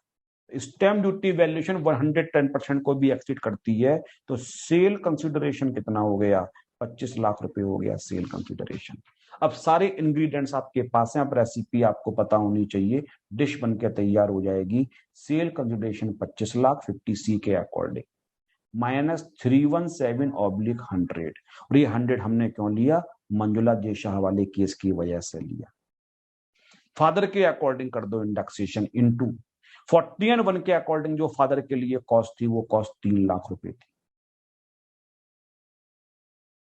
तो 9,51,000 जो बचेगा, दैट एक्सपेंसिव ऑन ट्रांसफर अभी माइनस कर देंगे, माइनस एक्सपेंसिव, वो 20,000 रुपए दे रखी हैं, जो बचेगा that is the long term capital की। लेकिन इस क्वेश्चन का एक दूसरा पार्ट ऑल भी है, अगर स्टैम्प ड्यूटी वैल्यूएशन वो कहते हैं क्वेश्चन में 21,80,000 होती, तो फिर यहां पे हम देखते जब 81,000 होती तो हमारा 10% निकल के आया था 22 लाख रुपीस, और ये दे रखी है हमारी 2180, तो मतलब स्टैम्प ड्यूटी वैल्यूएशन 110% के अंदर होती, तो यहां पे जो सेल प्राइस 25 लाख रुपए लिया था वो 25 लाख रुपए नहीं लेते, वो 20 लाख रुपए के अकॉर्डिंग ही किया जाता, क्योंकि स्टैम्प ड्यूटी वैल्यूएशन 110% को एक्सीड नहीं करती, इसलिए स्टैम्प ड्यूटी वैल्यूएशन को इग्नोर करना पड़ेगा जो एक्चुअल ट्रांजैक्शन प्राइस था। तो सेकंड वाला क्वेश्चन भी सेम रहेगा, बस 25 लाख रुपए की जगह 20 लाख रुपए लेना पड़ेगा। Stamp duty valuation does not exceed 110% of the actual price. ये मैंने बहुत शानदार सेक्शन टीच कर दिया 50C। इन क्वेश्चंस को कर लेना, इजी क्वेश्चन, सारे इजी क्वेश्चंस हैं। टफ आता है लेकिन टफ नहीं आता है, आता है लेकिन टफ नहीं आता है। अब शुरू होता है बहुत ही शानदार पार्ट, जबरदस्त। इनको कहा जाता है special cases.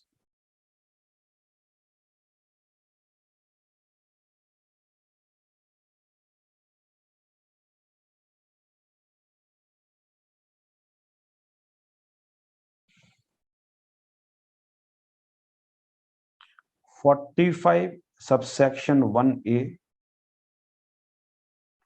45 subsection 2,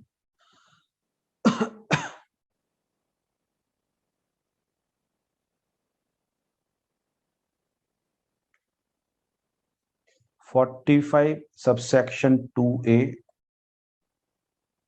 45 subsection 3, 45 subsection 4। मैंने 4 को नहीं दिया होगा, 4 की जगह मैंने 9B दिया होगा, क्योंकि 4 नहीं करेंगे हम लोग। यस, 3 के बाद मैंने 9B दिया हुआ है, सेक्शन 9B, क्योंकि 4 का मर्ज 9B के अंदर हो गया है, इसी साल का अमेंडमेंट है, तो हम सेक्शन पढ़ेंगे, इसकी जगह पढ़ेंगे सेक्शन 9B। वो क्या रीजन था वो भी बता दूंगा, इसकी जगह हम पढ़ेंगे ये 45 4B है, लेकिन वो अलग पर्पज से बन गया, 44 4 का पर्पज ही अलग हो गया, और 44 4 में जो पहले लिखा था वो 9B में चला गया। फिर आता है 45 सबसेक्शन 5, फिर आता है 45 5A। ये इनको कहा जाता है स्पेशल केसेस। इस स्पेशल केसेस में 4 स्पेशल केसेस तो बहुत ज्यादा अच्छे हैं, 45 1A, 45 subsection 2, 45 subsection 5 and 45 subsection 5। और ये चारों जब भी शुरू होते हैं, अभी आपको बात कम समझ में आएगी, लेकिन जैसे ही एक करवाऊंगा वैसे ही आपको मेरी बात तुरंत समझ में आएगी। ये जब भी शुरू होंगे, इन चारों में एक लैंग्वेज लिखी होगी, not with standing anything content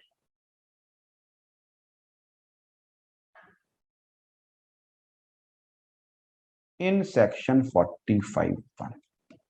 ये चारों जब शुरू होंगे तो लिखा होगा यहां से। और इन चारों में भी जिसके आजकल बहुत हॉट शॉट टॉपिक चल रहा है, ये वाला आखिरी वाला, इसको कहते हैं ज्वाइंट डेवलपमेंट एग्रीमेंट, JDA। पहला नहीं आएगा, आज तक नहीं आया, नहीं आएगा, इम्पॉसिबल। लेकिन 255A में से कोई भी आ सकता है, लेकिन 45(5) तो बहुत ही फ्रिक्वेंटली पेपर में आ रहा है। जो बच गई 2A 3 4 ये बाद में, लेकिन पहले आपको ये 4 करने पड़ेंगे उसके बाद। और इन चारों की खास बात है ये है, चारों जब शुरू होते हैं तो नॉट ओवर स्टैंडिंग। और किस चीज को ओवर रूल किया गया? 45 के एक एलिमेंट को, इन the year, in the year in which transfer took place, in the year in which transfer took place, इसको ओवर रूल किया। अभी कम समझ में आएगा, जैसे ही पहला एग्जाम्पल लूंगा आप कहोगे सर हमें एग्जैक्टली समझ में आया, आपने क्या किया। तो ढंग से करना। नेक्स्ट करीब करीब 40 मिनट तक मैं पढ़ाऊंगा ये वाला टॉपिक, बहुत ढंग से देखना। मैंने लिखा conversion of capital asset into stock in trade।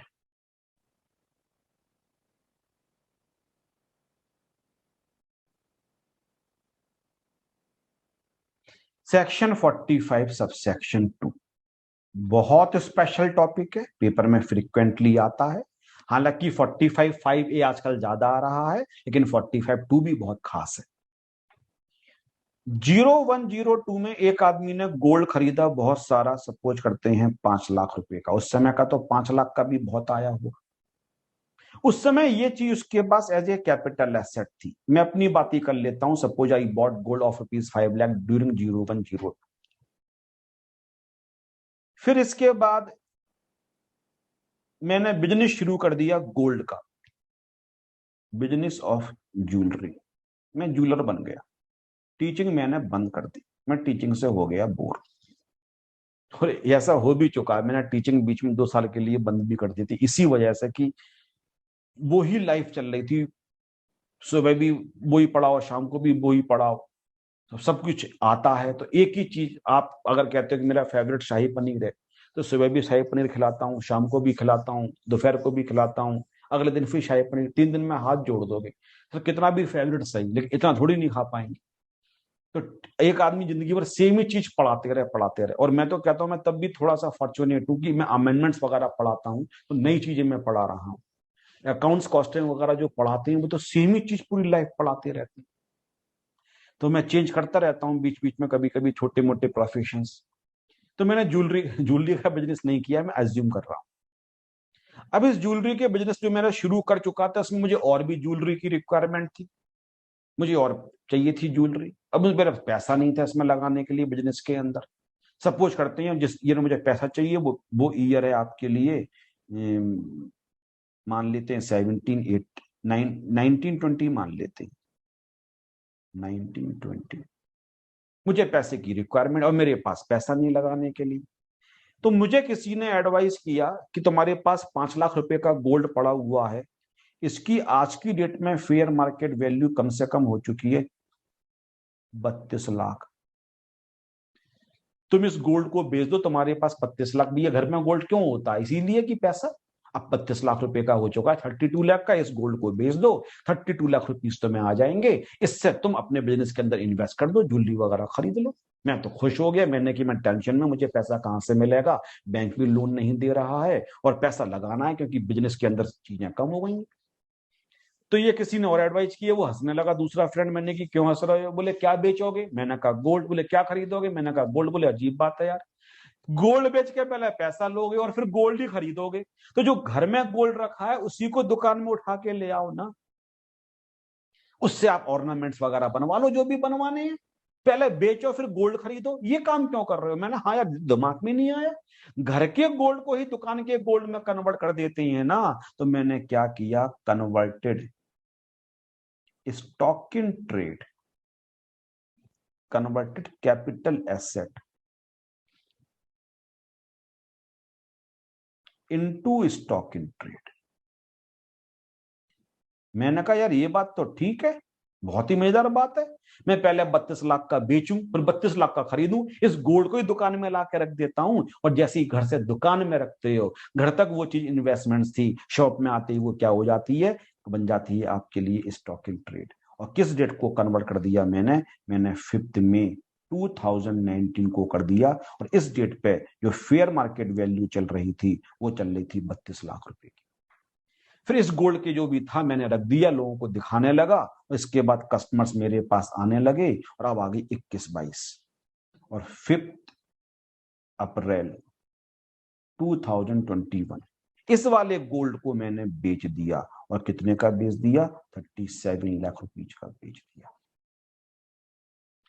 अब जब मैंने बुक्स में एंट्री करी तो 32 लाख से एंट्री करी। मैंने कहा 32 लाख रुपए का गोल्ड बिजनेस के अंदर आया और 37 का बेच दिया।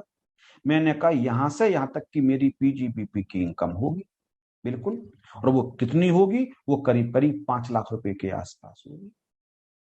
होगी तो कम, क्योंकि दुकान के खर्चे भी माइनस करने हैं, डेप्रिसिएशन भी, लेकिन ये जो 5 लाख है ये पीजीबीपी हेड में जाएंगे।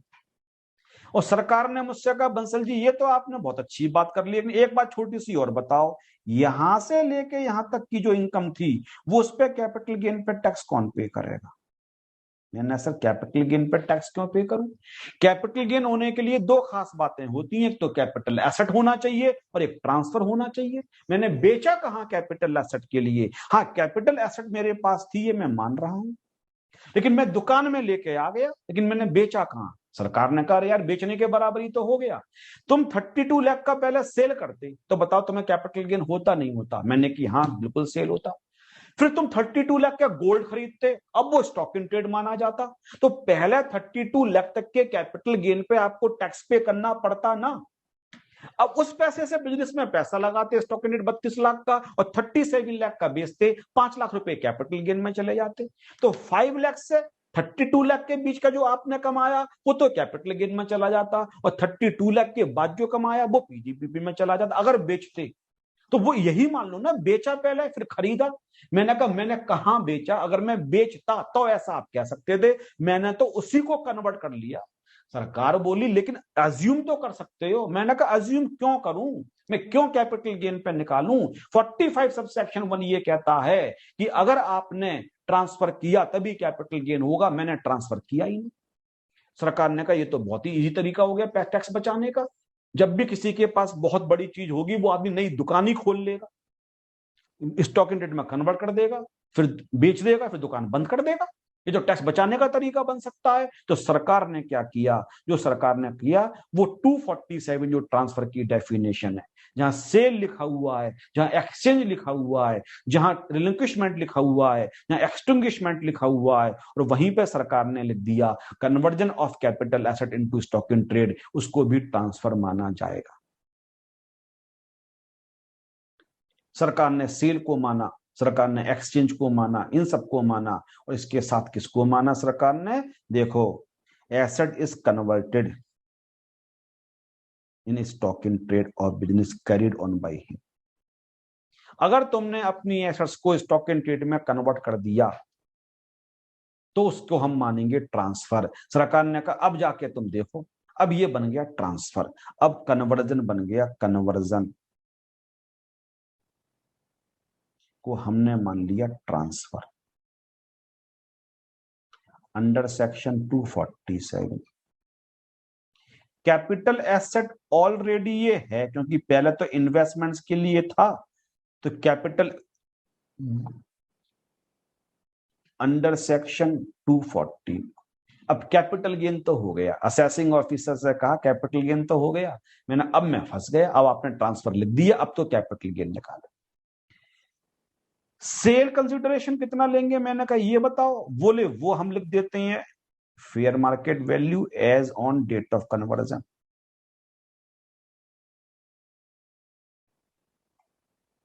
ये किस सेक्शन में लिखा हुआ है? ये 45 सब सेक्शन 2 में लिखा हुआ है। अब सब कुछ मेरे पास आ गया, सेल प्राइस भी है, सब कुछ मेरे पास है। अब मैंने ये पूछा, उसने कहा 19-20 प्रीवियस ईयर है, आपने जिस दिन कन्वर्ट किया उस दिन ट्रांसफर हुआ। ट्रांसफर कब हुआ? 19-20 के अंदर। और कैपिटल गेन का तीसरा एलिमेंट लिखा हुआ है the year in which transfer took place. तो अब ट्रांसफर तो आपका 19-20 में हुआ, कन्वर्जन को ही तो ट्रांसफर माना जा रहा है ना। और कन्वर्जन 19-20 में हुआ तो 19-20 की इनकम निकाल के टैक्स पे करो। मैंने कहा सर मैं आपकी सारी बात मानता हूं, लेकिन एक छोटी सी बात तो सुनो, मेरे हाथ में पैसा कहां आया टैक्स पे करने के लिए? अगर मैं वास्तव में पहले बेचता तो पैसा आता तो मैं टैक्स पे भी कर पाता। मैं ये कह रहा हूं कि 5 लाख से लेकर 32 लाख पे मैं टैक्स पे करने को तैयार हूं, लेकिन सर मेरे पास पैसा कहां आ रहा है, आप ये तो बताओ ना, मेरे पास पैसा कहां आया? असेसिंग ऑफिसर ने कहा लिखा हुआ है इन the year in which transfer took place, पैसा आए चाहे नहीं आए टैक्स पे करना पड़ेगा। मैंने कहा दोनों बातों में डिफरेंस है। बोले क्या डिफरेंस है? मैंने कहा अगर मैं किसी तीसरे पार्टी को बेचता और वो मुझे पैसे नहीं देता तो मुझसे आप टैक्स मांगते, जायज होता, क्योंकि फिर उस केस में आप मुझसे कह सकते थे आपने इसी आदमी को क्यों बेचा, आपने किसी ऐसे आदमी को क्यों नहीं बेचा कि जिसके पास ऑलरेडी पैसे पड़े हुए थे, वो पैसे नहीं दे रहा है, इसमें हम क्या करें, आप किसी दूसरे आदमी को बेचो, उससे आप पैसे लेकर टैक्स पे करते। वो पैसे नहीं दे रहा है तो इतने सारे कस्टमर में उसी को क्यों बेचा? तब मैं आपकी बात मान सकता था, हाँ मुझे ड्यू बेसिस पर टैक्स पे करना चाहिए, भले ही मुझे पैसे मिले नहीं मिले। सर यहां पे मैं किसी तीसरे को नहीं दे रहा हूं सर, यहां पे मैं ही, मेरे पास ही गोल्ड है। बस पहले क्या था कि इस जगह रखा था, अब उठा के इस जगह रख दिया, इस जगह इसको कैपिटल एसेट बोल रहे थे, इस जगह इसको बोल रहे हैं स्टॉक इन ट्रेड। पैसा पैसा कहां से आएगा?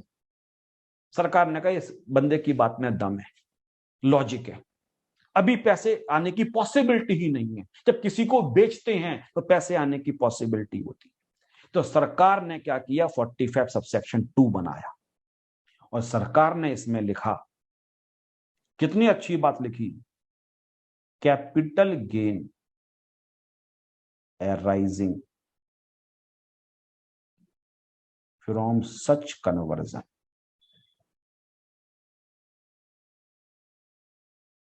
shall be chargeable to tax in the year in which stock in trade is transferred। सरकार ने कहा जिस ईयर में स्टॉक इन ट्रेड बिकेगा उस ईयर में कैपिटल गेन निकालेंगे, जिस ईयर में ट्रांसफर एसेट का हुआ होगा उस ईयर में नहीं। जिस ईयर में स्टॉक इन ट्रेड को बेचोगे, ट्रेड कब बिका, 21-22 में बिचा, 37 लाख रुपए के अंदर 32 लाख भी इंक्लूड है। 37 लाख के अंदर दो चीजें इंक्लूड हैं, 32 लाख और अगले 5 लाख। बोले जिस ईयर में स्टॉक इन ट्रेड को बेचोगे उसमें कैपिटल गेन निकाला जाएगा। 45 खड़ा हो गया, बोले नहीं, हम तो कहते हैं जिस ईयर में ट्रांसफर हुआ 19-20 में निकालो। सरकार ने कहा देखो ये लाइन पढ़ लो, हमने 45(2) को शुरू कहां से किया, not with standing anything contain in section 45(1).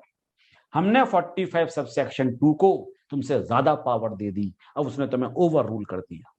अब तुम्हारा जो प्रोविजन है इन the year in which transfer took place ये एप्लीकेबल नहीं होगा, क्योंकि हमने शुरुआत कहां से किया है, not with standing anything content. 45(1) में कुछ भी लिखा हो इसके बावजूद होगा वही जो 45 सबसेक्शन 2 में लिखा हुआ है। तो अगर आप अपनी एसेट्स को कन्वर्ट करते हो स्टॉक इन ट्रेड के अंदर, तो पहली बात तो कन्वर्जन को ट्रांसफर मानोगे, दूसरी बात जो फेयर मार्केट वैल्यू होगी उस डेट पे उसको मानोगे सेल कंसीडरेशन। लेकिन capital gain year of transfer में नहीं निकालोगे, कैपिटल गेन उस ईयर में निकाला जाएगा जिस ईयर में स्टॉक इन ट्रेड को बेचा जाएगा। तो यहां प्रीवियस ईयर 19-20 नहीं लिखोगे, यहां प्रीवियस ईयर लिखोगे 21-22। और मैंने क्रॉस इसलिए लगाया जिससे कि एग्जाम में आपको ध्यान रखे। और इस क्वेश्चन में प्रीवियस ईयर लिख के आना जरूरी है, मार्क्स इसी बात के मिलेंगे। आप इनकम किस ईयर की अज्यूम कर रहे हो, 19-20 में ट्रांसफर हुआ 19-20 की, जिसमें स्टॉक इन ट्रेड को बेचा गया उस ईयर की, ये ईयर है आपका 21-22, इसको प्रीवियस ईयर 21-22 की इनकम माना जाएगा। अब होल्डिंग पीरियड देख लेते हैं, कब खरीदा गया था, 01/02 की किसी डेट को खरीदा गया था गोल्ड, और कब कन्वर्ट किया गया है, 5 मई, तो 4 मई 19, क्योंकि ट्रांसफर तो 19 को ही हुआ, यहां तक मत ले लेना 21 तक, कन्वर्जन को ट्रांसफर माना गया, ट्रांसफर तक का होल्डिंग पीरियड देखा जाएगा ना, निकालेंगे उस ईयर में अलग बात है, लेकिन ट्रांसफर तो कन्वर्जन तक का देखेंगे, more than 36 months. Long term capital asset. अब लिखा सेल कंसीडरेशन, कितनी थी, 32 लाख थी स्टैम्प ड्यूटी वैल्यूएशन, यहां माइनस किया इंडेक्स कॉस्ट ऑफ एक्विजिशन। अब वो लिखा हुआ है CII of year of transfer.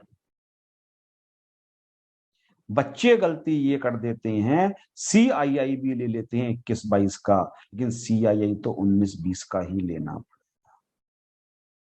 अगर तुमने 20-21 का 21-22 का CII ले लिया, तो जब बिजनेस के अंदर थी तब भी इंडेक्सेशन कर दिया। सब कुछ 19-20 के हिसाब से करना है, क्योंकि ट्रांसफर 19-20 में हो गया है, बस एक काम नहीं करना है, निकालना नहीं है, निकालना 21-22 में है। सरकार कहती है कैपिटल गेन तो 19-20 का ही है, इंडेक्सेशन हम 19-20 के बाद का कैसा कर देंगे, जब कैपिटल एसेट बची ही नहीं आपके पास, स्टॉक इन ट्रेड बन चुकी है, तो उसके इंडेक्सेशन कैसा कर देंगे। सब कुछ 19-20 के अकॉर्डिंग करना है, लेकिन निकालना मत, निकालेंगे तब जब स्टॉक इन ट्रेड को बेचोगे, और ऊपर लिखो प्रीवियस ईयर 21-22, लेकिन सॉल्व 19-20 के हिसाब से करो, और नीचे लिखा जाता है CII of year of acquisition, और वो दे रखा है 01/02। तो 19-20 का जो CII है वो हो जाएगा बेटा 301 नहीं 289, तो 289/100, और कितने का खरीदा था उसने, उसने खरीदा था 5 लाख रुपए का, तो 5 लाख रुपए से मल्टीप्लाई कर दिया। अब यहाँ पे निकाल देते हैं बेटा इसके लिए, 289 divided by 100 multiplied by 5 lakh, और ये निकल के आ गया 14,45,000। तो लॉन्ग टर्म कैपिटल गेन कितना आ गया, माइनस कर देंगे 32 लाख, और ये आ गया 17,55,000। सब कुछ 19-20, लेकिन प्रीवियस ईयर जो लिखा जाएगा वो 21-22। तो प्रीवियस ईयर 21-22 में 2 इनकम हो जाएंगी, एक तो PGBP की इनकम हो जाएगी जो 5 लाख रुपए के रेस्पेक्ट में निकाली जाएगी, और एक कैपिटल गेन की इनकम भी 21-22 के अकॉर्डिंग निकाली जाएगी, 21-22 के अकॉर्डिंग नहीं, 21-22 में निकाली जाएगी, निकाली 19-20 के अकॉर्डिंग की जाएगी। तो इसलिए हम इस सेक्शन, चारों सेक्शंस को कहते हैं एक्सेप्शन टू द सेक्शन 45(1). 45(1) ये कहता है इस ट्रांसफर वाले ईयर में कैपिटल गेन निकालो, और ये चारों सेक्शन कहते हैं नहीं, हम किसी और ईयर में कैपिटल गेन निकालेंगे। क्यों, क्योंकि कुछ ना कुछ रीजन होगा। यहां रीजन क्या था, कन्वर्जन किया था, तो जिस ईयर में ट्रांसफर हुआ उस ईयर में कैपिटल गेन नहीं निकालना ही है, इसमें स्टॉक इन ट्रेड को बेचा गया उसमें कैपिटल गेन निकाला जा रहा है। तो 45 सबसेक्शन 5 की लैंग्वेज में आपको पढ़वाता हूं, टू की लैंग्वेज।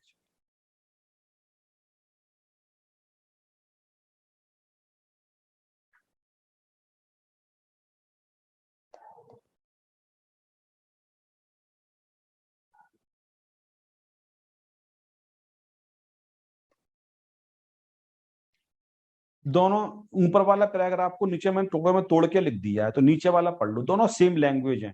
ऊपर एक पैराग्राफ है, वो पढ़ने में डिफिकल्टी हो तो मैं लाइन बना के दे दिया, notwithstanding anything contain in subsection 1। 45(1) को भूल जाओ।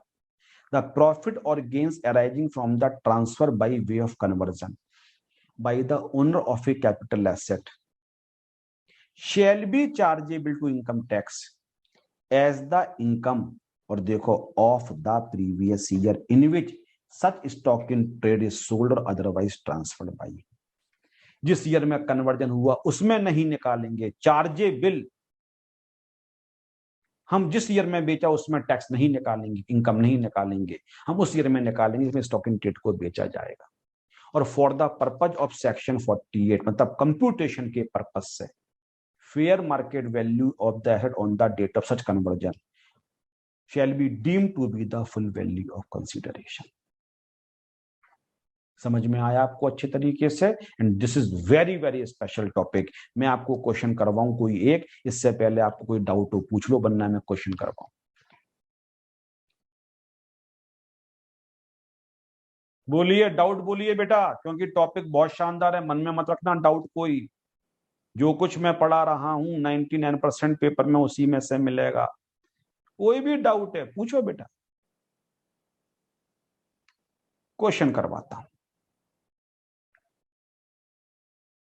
देखो, a building has been acquired by SSC on 1 June 1999 for rupees 1 lakh. The assessee converts the building into stock in trade on 11th November 17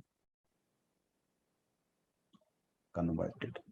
और इस date पे जो FMB दे रखी है वो दे रखी है 11 लाख। स्टॉक इन ट्रेड को बेच दिया 12 सितंबर 21 को, और कितने का बेच दिया? 14 लाख का बेच दिया।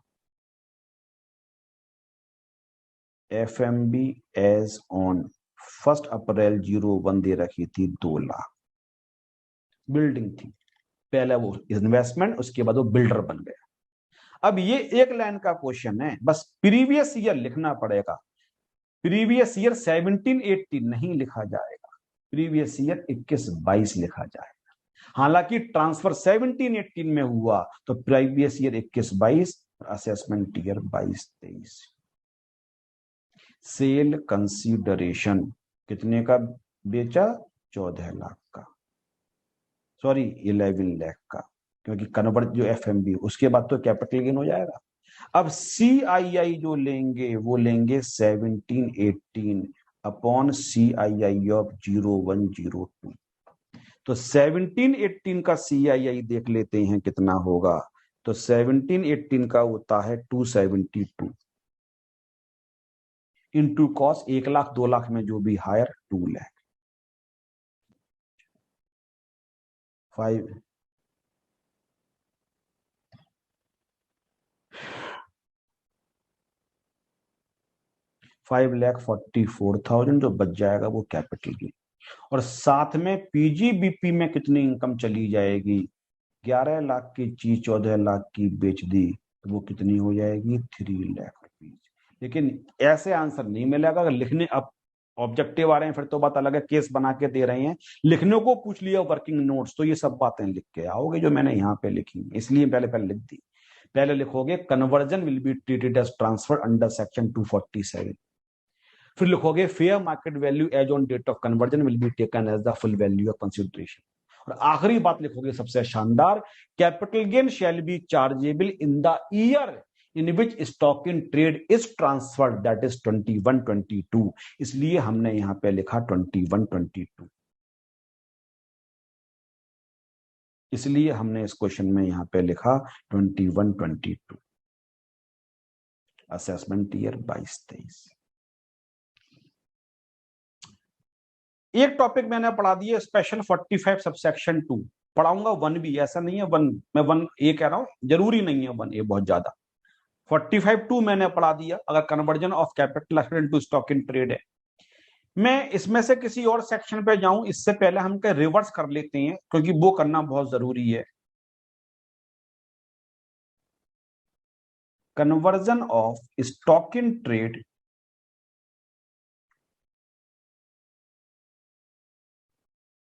Into capital asset. ये कैपिटल गेन का क्वेश्चन ही नहीं है, बेसिकली पीजीबीपी का क्वेश्चन है, लेकिन इसके साथ हम कंपैरिजन करेंगे तो हमें समझ में बातें आ जाएंगी, इसलिए हम बता रहे हैं वाली ये काम कर रहे हैं। जैसे एक ज्वेलर, ज्वेलरी की शॉप है, इसने एक गोल्ड खरीदा था, कोई ऑर्नामेंट मान लो, कुछ भी मान लो, और सपोज करते हैं 1 अक्टूबर 2010 को इसने गोल्ड खरीदा था। 1 लाख रुपए का। तो इसके पास तो as a stock in trade था ना। हाँ जी सर, बिल्कुल स्टॉक इन ट्रेड था। इसकी एनिवर्सरी आई कुछ दिनों के बाद, इसकी एनिवर्सरी आई, सपोज करते हैं इसको 10 को थोड़ा और आगे कर लेते हैं हम, 15 कर लेते हैं इसके लिए। 18 में इसकी एनिवर्सरी आई, किस डेट को लिख लेते हैं, 15 नवंबर 2018, कोई भी रैंडम डेट लिख लेते हैं। अब भैया एनिवर्सरी पे वाइफ को गिफ्ट तो देना ही पड़ेगा, तो क्या करें, तो ये जो गोल्ड का आइटम था इसने आके अपने घर पे ले आया कि हाँ इस मेरी वाइफ इसके लिए यूज कर सकती है।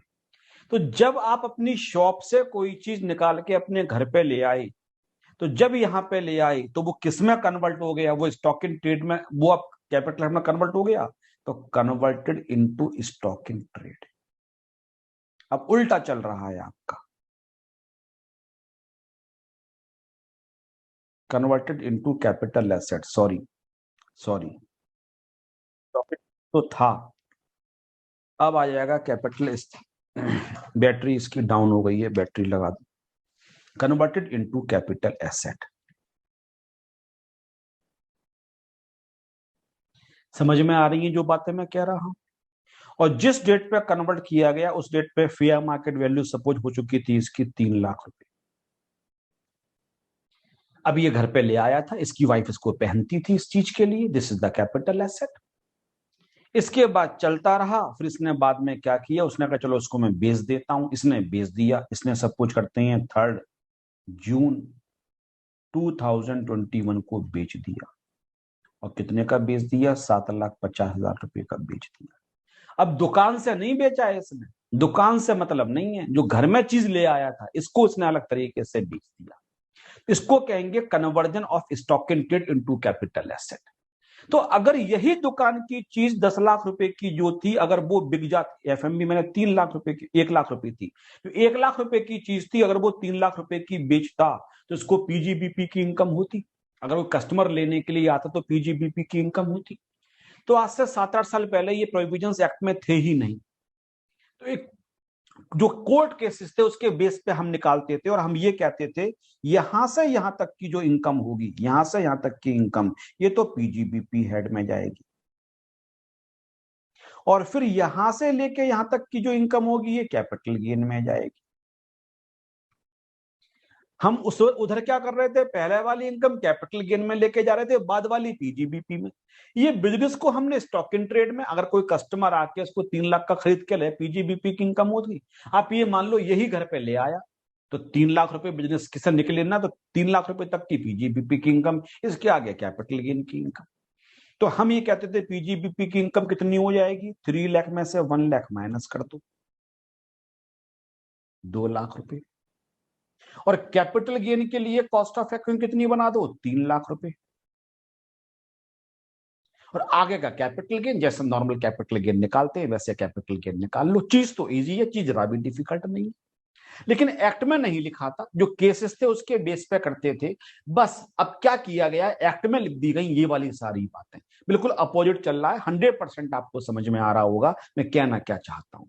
तो होल्डिंग पीरियड कितना हो जाएगा बेटा, 5 नवंबर 18 से लेके 2 जून 21, 19, 20, 21, 18 से 19, 19 से 20, 20 से 21, लेस देन 36 मंथ्स ले लिए मैंने इस वाले एग्जाम्पल में।